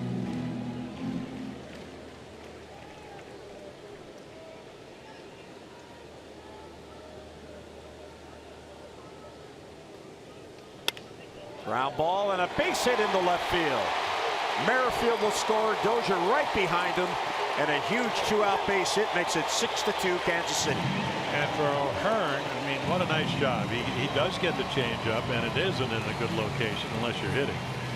And because it's up, it allows him to get more leverage. I mean, he just waits.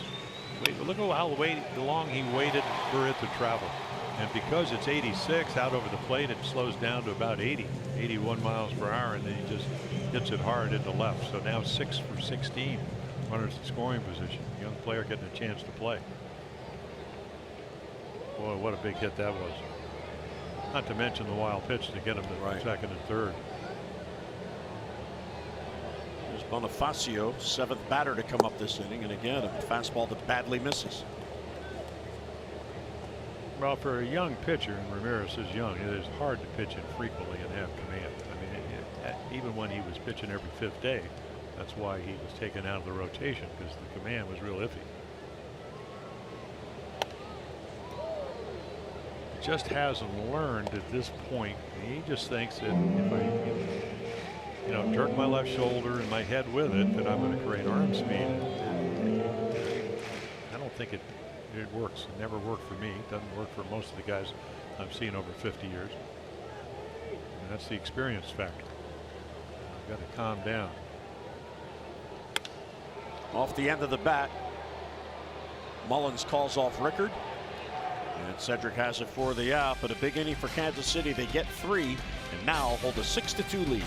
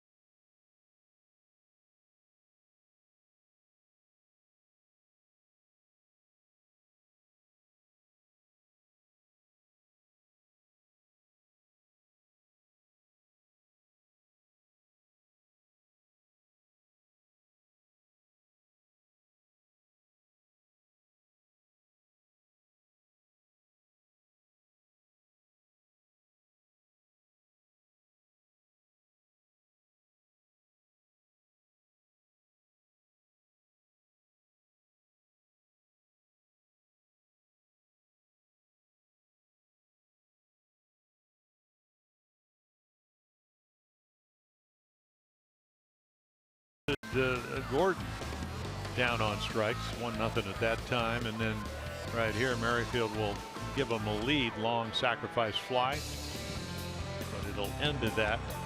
And then the Orioles trying to get back in the game. First and third, and the double play sinker by Keller, who's pitched really well. Those are your Geico highlights. 15 minutes could save you 15% or more on car insurance. Visit geico.com to see how much you could save. Keller still out there. Ball 1 to Nunez, lower third up. Rickard and Joseph follow.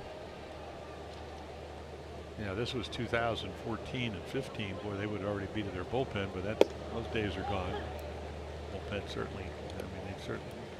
They don't have the numbers out there, but they don't have Herrera and get to Wade Davis and Holland and all those guys. So Keller getting a chance. Of course, he pitched in the 7th inning a couple of occasions, actually 3 or 4 occasions. For a young guy, that's pretty special nowadays. Nunez to right. Phillips is there. And he's got it for the out and 1 away. Fans, MLB At Bat is your #1 Orioles app. That's right. You can customize your experience to catch every moment this season. Customize your Orioles home screen icon, plus features such as the MLB.TV Game of the Day, pitch tracking, in-game highlights, live radio broadcasts, stats, news, and more. Download MLB At Bat today.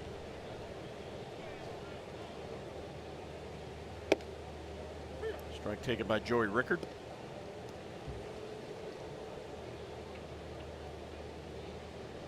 Joey back from AAA today. Yeah, we've seen a nice mix from Keller. Enough 2-seamers, 4-seamers, slider on occasion.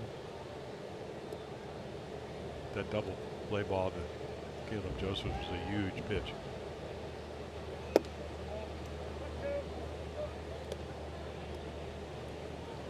One of these young pitchers, even though he does have 8 and 9 strikeouts in some of his games, very content letting you make outs, 4 or 5 strikeouts, pop-ups like that, soft ones. Well, Hearn has it. Like we said, 59 errors. Houston comes into the night with 54. So the second best, at least from a error standpoint, defense. Boy, in this ballpark, you better be able to play defense. You better have outfielders who can run them down and throw. Can you imagine where they'd be without that good defense since they own? What a play there by Keller, the highest ERA in the league. So after a 3-run inning for Kansas City, a 3-up, 3-down 7 for Keller.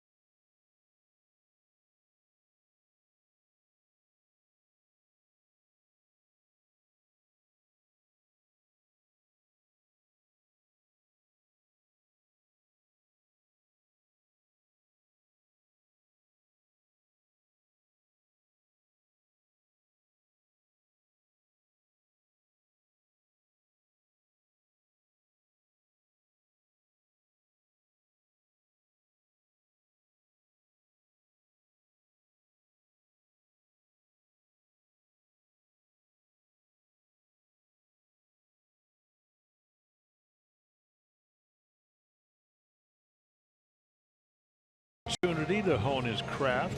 So again, hard thrower, fastball, slider. And again, never been a problem about velocity. Righty's hitting him higher than he would like. Dominating lefty, especially when he gets the slider open. Again, the ability, and we've seen him do what, 6-7 times, strike out the side. It's a valuable year for Tanner Scott, gaining all this experience. Fastball misses low. Brian Goodwin back off the DL, has walked and scored. Well, we were talking about it last night. You and I and Ben McDonald dined on Ribs about getting here and staying here, figuring out what you need to do. And that's what he's in the throes of. I think he's found that had a fastball with that kind of velocity, and you throw in the middle of the plate, they're going to hit it up there. You make your pitches with it, then that usually stops. And he's got a really good slider. But again, he's got to get it down in the zone. But it's hard. 89.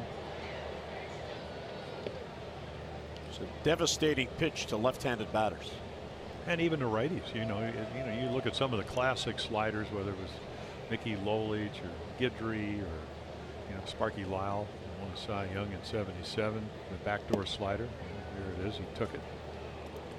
Ben May. We haven't seen a lot of strikeouts tonight for the Oriole pitchers. Goodwin looked back out of the mound and said, "Who the heck is this kid?" Well, it's an easy 97 to 99 too. I mean, that just freezes him. He goes, I need to come off the DL for that. Tanner Scott has held left-handed batters to a .229 batting average. And he now has struck out 30 left-handed batters. And down the road, he will turn it over. He'll come up with a two-seamer. And, maybe even a changeup. There's a good fastball. Long throw for Beckham, won't get him. Nice play by Davis there. So Mondesi has a base hit. See, and that's just a fastball inside middle. That ball down and away or whatever. It's just a ground ball up the middle, or one of your infielders gets to pull it a little bit.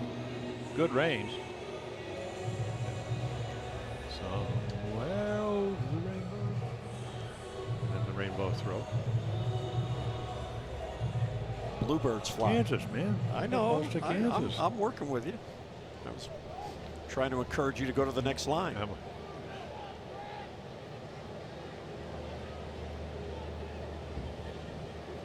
Brett Phillips, 96 below, 1-0.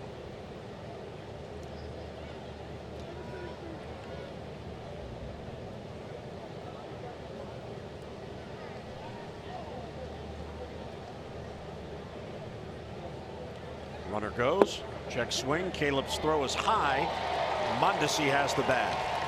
Yeah, number 18 out of 22 attempts. One on the first move, stolen on Tanner Scott. Not much Caleb can do it about it. I mean, he's going to heave it. He can see him going. I mean, throw high wouldn't have mattered. He's already into the bag. And again, you can see the speed factor.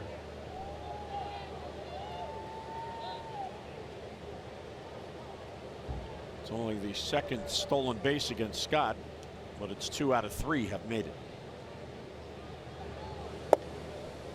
Another good slider. Oh yeah, really good.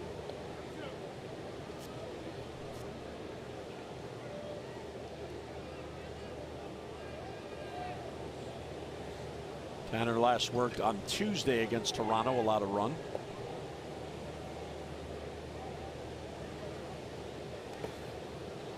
Another really good stop. I mean, you get one out and they're looking for runs. They want to put this game away. You're trying to keep it where it is.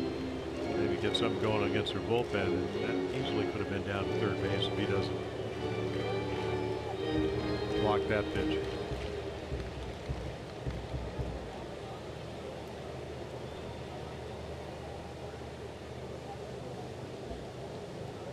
Mondesi goes again. And the ball's hit to center field. That chases Mullins. Ball was hit so far. Mondesi has all day to get back to second base. Well, it almost seems like, at least for Cedric Mullins, he spent more time on the warning track than on the grass tonight. There's a lot of deep fly balls.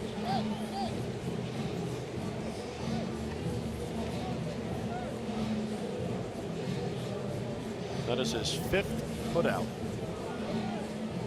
5 fly balls to Mullins tonight. And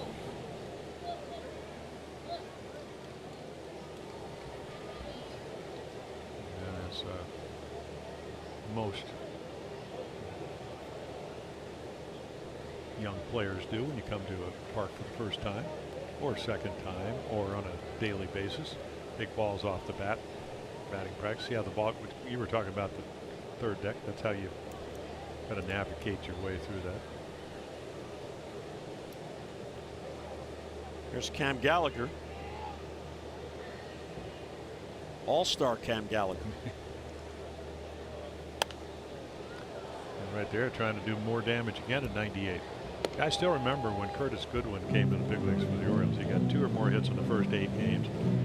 They played him against Randy Johnson. That changed. But when they went to Boston, Al Mumphrey was the first base coach. I said, B, did he take balls off the wall? He said, no, he refused. He said it was a different angle from behind second base. Utter amazement. There's the good slider to a right-handed batter. 0-2. Yeah, you coach like Al Mumphrey says you need to take balls off the wall. You take them. Exactly. And they let him do it. They let him get away with it. I would have said, well, try doing it down at AAA Rochester. No high wall there.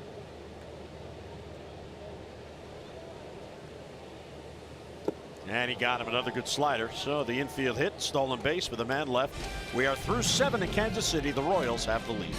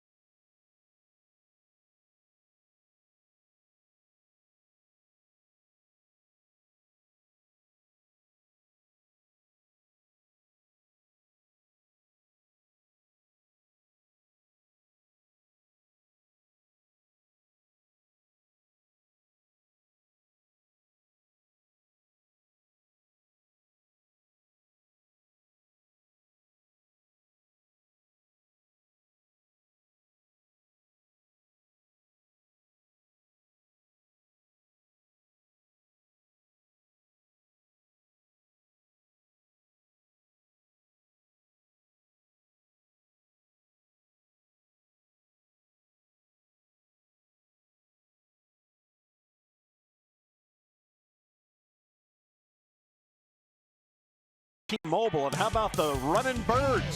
Stolen base is back. Jonathan Villar with another stolen base. There's another one for Villar. John Andrioli getting involved as well. Adam Jones the other night against Toronto had a stolen base, and there's Andrioli head first slide. So Jim, all of a sudden the Orioles utilizing their speed. Well, you can look since the All-Star break, and of course, you know, Scope gets traded. Manny Machado, who stole some bases, gets traded. So you try to create offense. And you know, Trumbo going to have his knee fixed next week in Baltimore. And I mean, and the percentage has been good, and that's the one thing that's real important. And you know, 4 straight games. That they need to steal a bunch. They need to steal first base a few times. Well, yeah, Keller said no, that's not happening. Well, again, he's like a machine. He could wind up a lot of strikes. You know, a couple of free passes. You know, we've seen not a lot of hanging breaking balls. That was another good one right there. Cedric home run, 3rd pitch of the game, and which he doesn't throw very much, only the 7th of the year. And right there you can see home plate umpire Ben May, Kevin McCarthy getting loose. Up foul, wide of 3rd. There's Dozier. And he will run out of room. And speaking of Cedric Mullins, here's our 4th drive of the game. That's what we're talking about. Again, I mean, it's just a fastball. kind of shocked because he throws few home runs. Over Cedric, his third home run of the year. Hurry to your local Ford dealers for great savings on cars, trucks, and SUVs. And of course, he homers and then doubles down the left field line when they play him in the bunt. That changes with 2 strikes.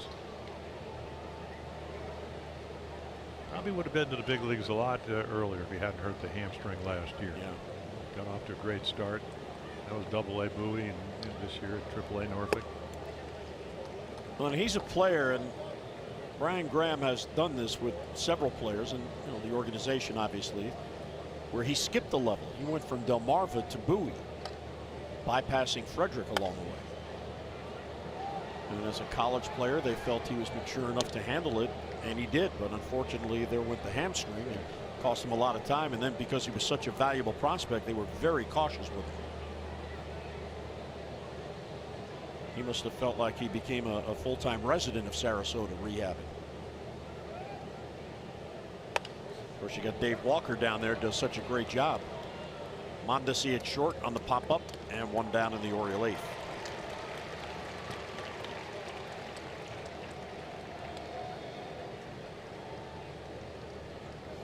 So trying to go 8 innings for a second time in his rookie season. His career high actually came in a loss at Seattle July the 1st. He went 8 innings, allowed 1 run, and lost the game 1-0. That's not fair. Yeah, and I think again, if you're Cal Eldred and Ned Yost, former catcher who's managing this team, you look at the windup and you go, he's got such a good windup. He gets over his front side. So, boy, 110, 15 pitches to a big guy. It's a piece of cake as long as you're getting him out. You're not overworking and you're making his pitches. And there's a changeup. We haven't seen too many of those tonight. So, 3-pitch pitcher who, again, it's just amazing. Gives you a chance to win because of a low ERA pretty much every time out. We had a great point on a team that's 42 and 91. He goes 7 and 5. Pretty special pitching. Messenger, Ryan getting loose. Ball 3, 3-1 on VR.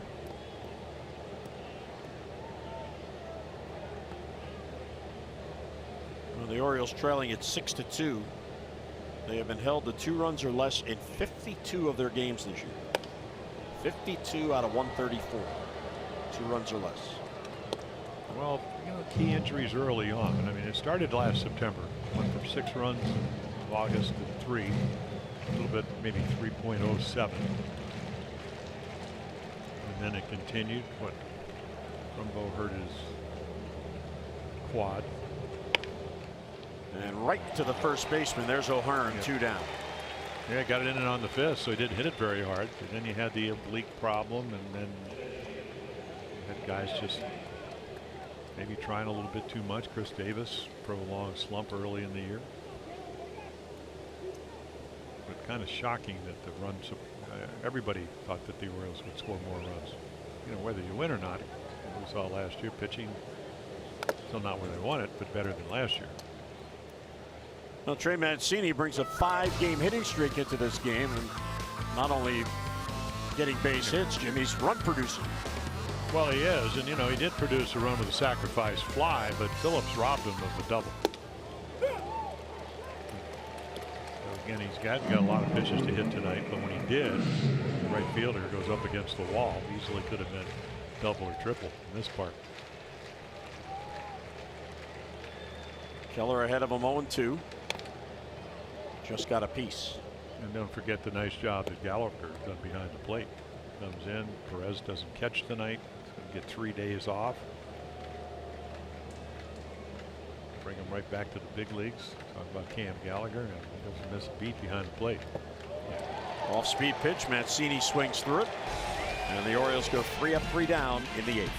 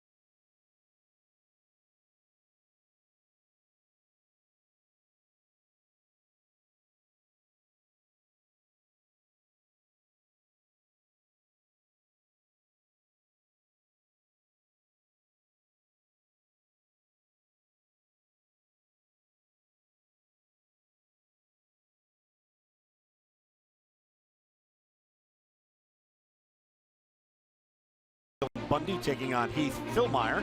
Our coverage on Masson 2 will begin at 6:30 with those extra presented by Ford. Then game coverage at 7 o'clock. We've got all the access you need right here on Masson. And we go to the bottom of the 8th. And here's Ryan Meisinger on for an inning of work. You can see right there, 10 1/3 innings. This will be his 9th appearance. Fastball slider pitcher. Again, command pretty good. Not a hard thrower. 190, 92. Got to get the slider over.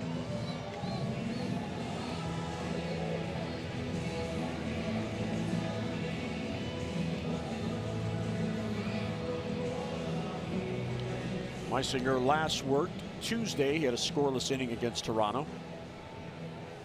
Again, valuable innings for these young relievers, trying to learn how to navigate their way through big league lineups. Batting eyes are better. The patience is better. Some cases the ballparks are smaller, especially American League East, especially when you go to Tampa, one of your favorite places. The Trop? The Trop. There's one thing to love about the Trop. You always know you're going to play. And with the year the Orioles have had with the rain. I thought you were going to talk about the restaurant hotel. Oh, well, that too. Or the hotel restaurant. Yeah. Well, you love it there because of the sliders. That's right. The sliders there are better than the one I had when I used to pitch here.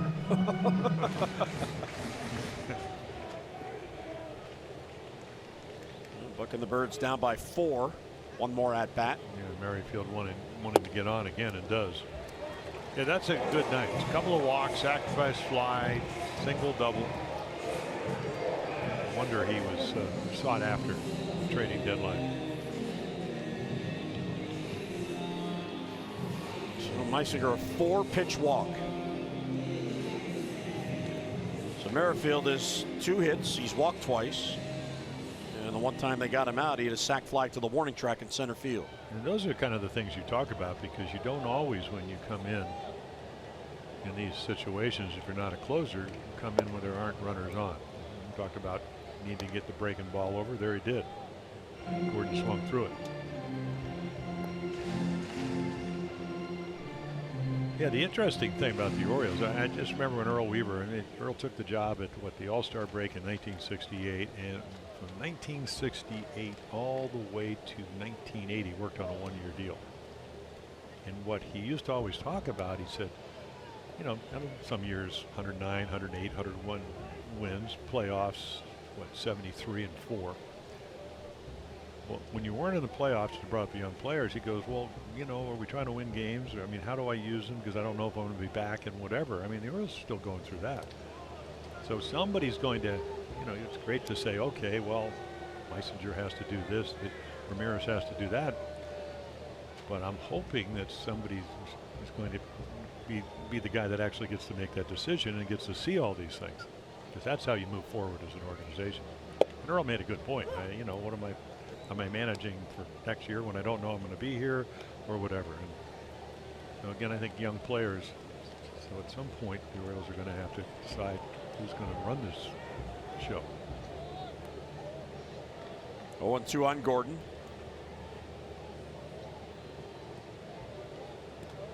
And that one bounces past Caleb. Another wild pitch. Well, we talked about the sloppy game on Wednesday night, but the Orioles ended up scoring 10 runs, 10-5. Tonight's a sloppy game, and they're trailing by 4.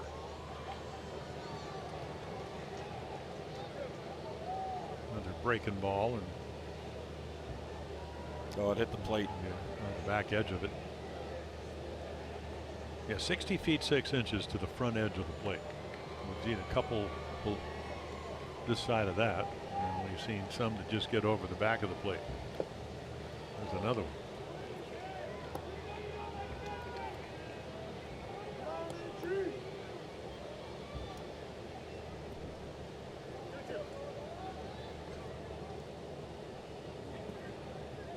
We don't know who the call-ups will be. Like Showalter said before the game, maybe 1 or 2 for tomorrow. No specifics.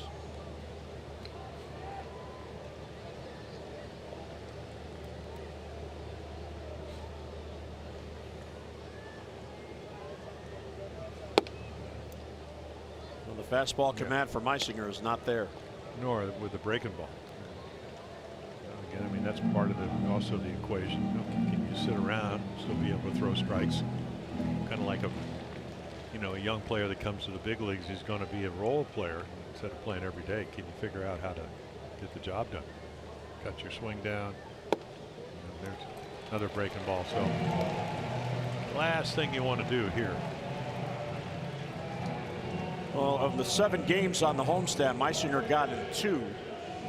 He allowed 2 runs to the Yankees in an inning and 2/3 in the day part of that day-night doubleheader. Brett Gardner took him deep for a 2-run home run. But it's funny. I mean, I was looking at Andrew Kastner. It's usually hot in the Midwest, certainly in Baltimore with all that humidity. It's amazing how many guys are having trouble holding on to the ball. I mean, they're always, rubbing their hands, and you can see him right now, his arm and all that. I mean, okay, get a rosin bag, put it on from your wrist up. It keeps the sweat from getting to your hand, and move on. I used to get an extra one, put it in my back pocket because I hated rosin, but I wanted my arm dry because I didn't want water and moisture on my hand. Throw the ball everywhere. But we saw Kastner do it all night. We saw that, the game the other day. I don't know if the balls, I know the balls are a little different, but Keller hasn't had any problem doing it. There's a method to the madness of actually keeping your hand dry. It makes it a lot easier to throw strikes. Runners take off.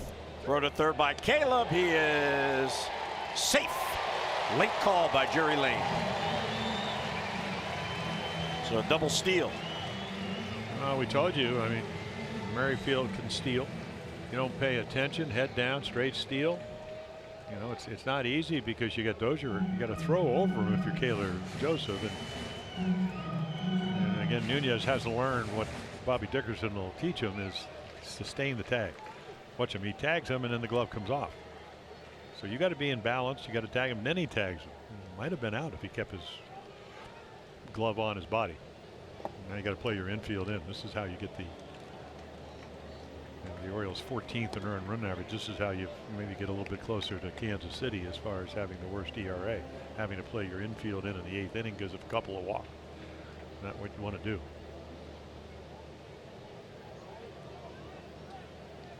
So what now? 77 steals for the Royals. It's one thing they do well. 78. Yeah, they got another one. Yeah. Mondesi last inning.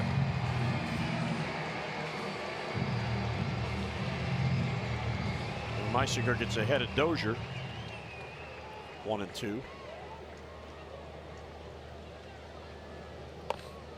Check swinging a roller.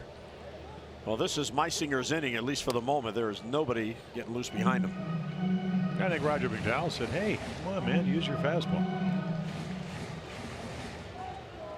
I mean, that is, again, part of the process up here. You got to trust your stuff.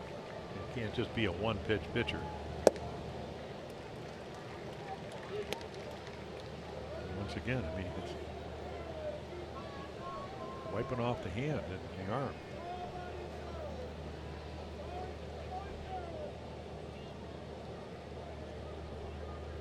Two and two on Hunter Dozier. That ball's hit in the air to left. There's Rickard. He makes the catch, tagging is Merrifield. He'll come to the plate, and he slides in safely. So there's a sac fly and an RBI. 2 RBI game for Dozier, and it's 7-2. Yeah, the Orioles are lucky on the Rickard throw that Gordon didn't. I mean, he went halfway because if he tags up, because he misses the cutoff, man, he's going to get to third. So Dozier having a nice night. There's your throw, misses the cutoff man. Nunez can't cut it off.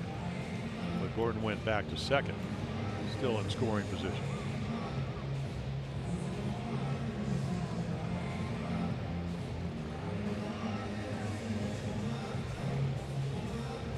Nunez getting some attention from Brian Ebel.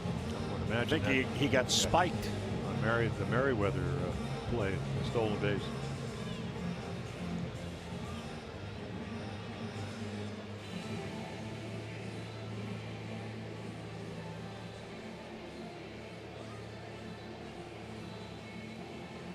You know, we've been wondering what players might get called up, in particular to make big league debuts. And of course, the organization, one of the things they look at is which minor leaguers must be protected this offseason or be exposed to the Rule 5 draft. And usually you'll see a player in that predicament added in September because he's going to be added in the offseason anyway. And I don't know if Brandon Klein, who's had a great year and is a buoy, is in that situation, but he has had a brilliant season. 17 out of 18 in saves this year, and his ERA is 1.53. Yeah, Buck Showalter talked about him beginning of last week, and he'd like to see him get a little bit of action because he's going to be. And on his wall, you see the guys that with P's by their name. Most likely, he doesn't make that. In fact, we don't know if he's going to be back. So, but again, he still thinks he needs to come to the big leagues and get a feel for the baseball. And they can talk all they want about the baseball here and the one at AAA and others with minors should be the same, but it isn't. Get him a feel for that. Certainly room on the roster, and the bullpen's been struggling. Roger McDowell talking with Dylan Bundy, who will pitch tomorrow night. Well, they actually opened up 2 40-man spots today because Craig Gentry was designated for assignment, so he's off the 40-man. Rickard was on the 40-man, and he replaced Gentry here. And then John Marinez, who had been on the DL, he cleared waivers, and he was outrighted to AAA to get him off the 40-man. That ball's crushed to left center field off the bat of O'Hearn. Back it goes, and that ball is gone. There's a 2-run home run and another 3-run inning for Kansas City. Well, they both hit home runs in the 9th inning. Won a game against Cleveland. Dozier and O'Hearn. And see, you look at the numbers, 15 hits versus now 16, 17 hits, and 10 of them are extra base hits because this kid got power. Now it's 3-1, gets a fastball, he's looking for it, and he belts it to the opposite field. And that's not easy to do in this ballpark. Still only 1 down. Bonifacio chases.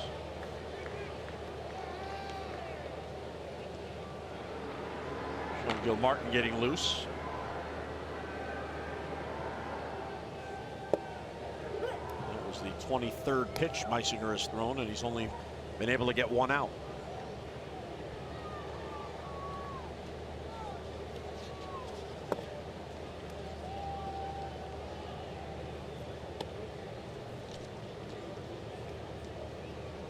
Bonifacio DHing. He has 1 hit tonight.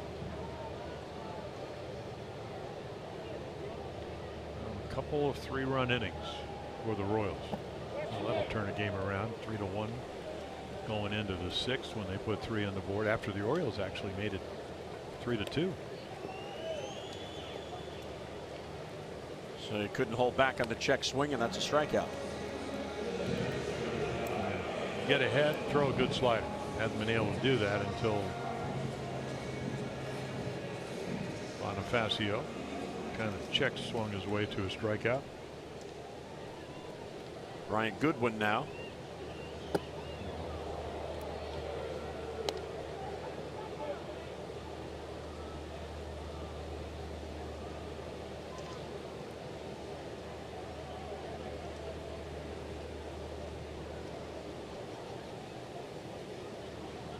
Goodwin was acquired from the Nationals on July 22nd. And then 9 days later, he suffered a left groin strain and went to the DL, and he was out a month. Again, a relatively young player, 27, so a chance to, come to a new organization. Like we said, he had 13 home runs for the Nationals. Good defender. Yeah, not like he can't play. Playing center field.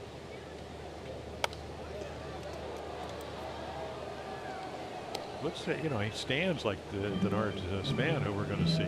We saw him earlier in the year, and then the next thing you know, he was a Mariner. In fact, the Orioles were in Tampa when he was traded. Yeah. It was right before the first game in that series on a Friday night. And he got it. So slider down and in, but a 3-run inning. We head to the ninth. 9-2 game, the Royals in front.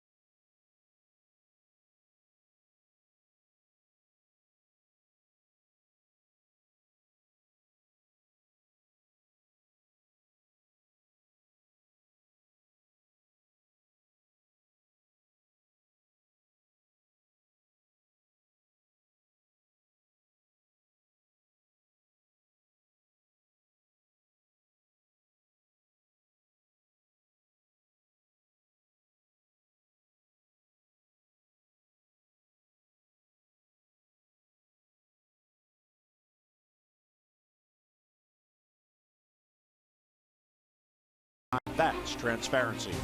And by the hotels at BWI.com. Minutes from BWI Marshall, Amtrak, and Interstate 95. Discover the convenience of the hotels at BWI.com. Well, the Fountains here at Kauffman Stadium, 9-2. Orioles held to 2 runs on 4 hits. And Keller is done for the night. He was outstanding. Yep. Well, yeah, it's as good as advertised. And for a 23-year-old guy right out of Double-A, throws a lot of strikes. Orioles don't hit him.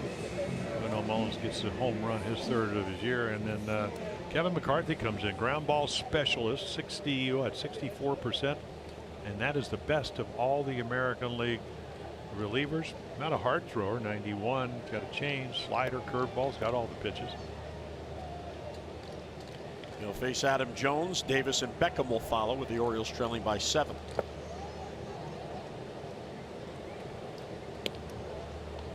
Adam has seen McCarthy only once. He is 0 for 1 against him.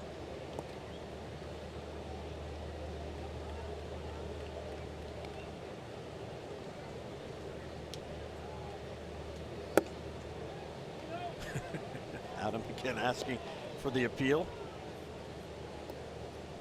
He knows they're going to ask anyway. McCarthy wants to know, is it even 1-1, or do I have to throw a strike here with a 7-run lead?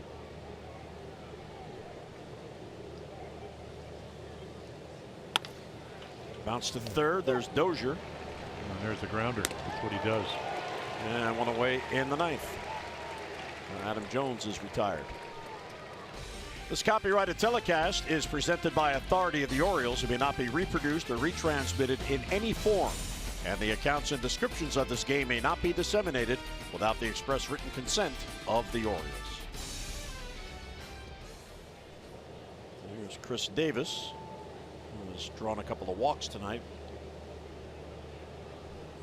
0 for 1 on a fly ball out.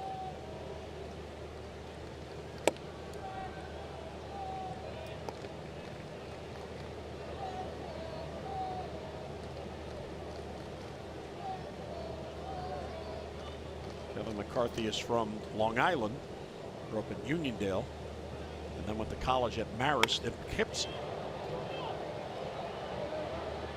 Left center field. Alex Gordon has it. Hang on a look, just in case. So the newer Royal, Goodwin, says, okay, he's the veteran. He's the face of the franchise now.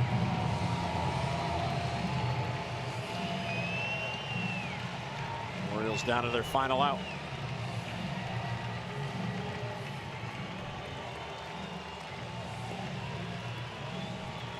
Tim Beckham is hitless. He was flat out grounded out and that strikeout in the 6th inning. Seeing McCarthy for the first time. So the Royals are trying to make it 3 straight wins and go 5-1 through 6 games on this homestand. Yeah, starting to win at home. They had gone 1-15 before the All-Star break. So they're, and again, as we mentioned, they won the last 2 series. Got to start somewhere if you're trying to win a series. And again, with all these younger players getting a chance, they're trying to develop that attitude that they can compete. Oh, you're right. And then, you know, their bullpen is what, 15-29. They got an ERA of well over 5 runs a game. Yeah, the highest, in fact, in the league. And then, of course, you bring him in here. McCarthy could pitch on back-to-back days with his second. And his offense made it easy for him. And it made it easier for Keller. Or less difficult, I guess, is a better way to put it. It's never easy. Mike Messina told me that one night. Seemed easy for me. I was going to say, it's pretty easy. No, I asked him, I said, is it easier to pitch with Jimmy Key and Scotty Erickson now in the rotation? He goes, Jim, it's never easy. I said, okay, is it less difficult? He goes, yes. Well, I'm sure one day he'll be alongside you in Cooperstown. Well, he certainly deserves to be there. He won 270 games in the steroid era. All the Gold Gloves. And caught at third base by Dozier, and that's how it ends. Wow, a blistering line drive, and Dozier goes down to get it. What a night he had. And again, feet set, and the ball is hit hard right in the kind of a snow cone. So, big offensive night for the young kids. So the Orioles go 3 up, 3 down. The final 3 innings tonight, the Birds went down in order.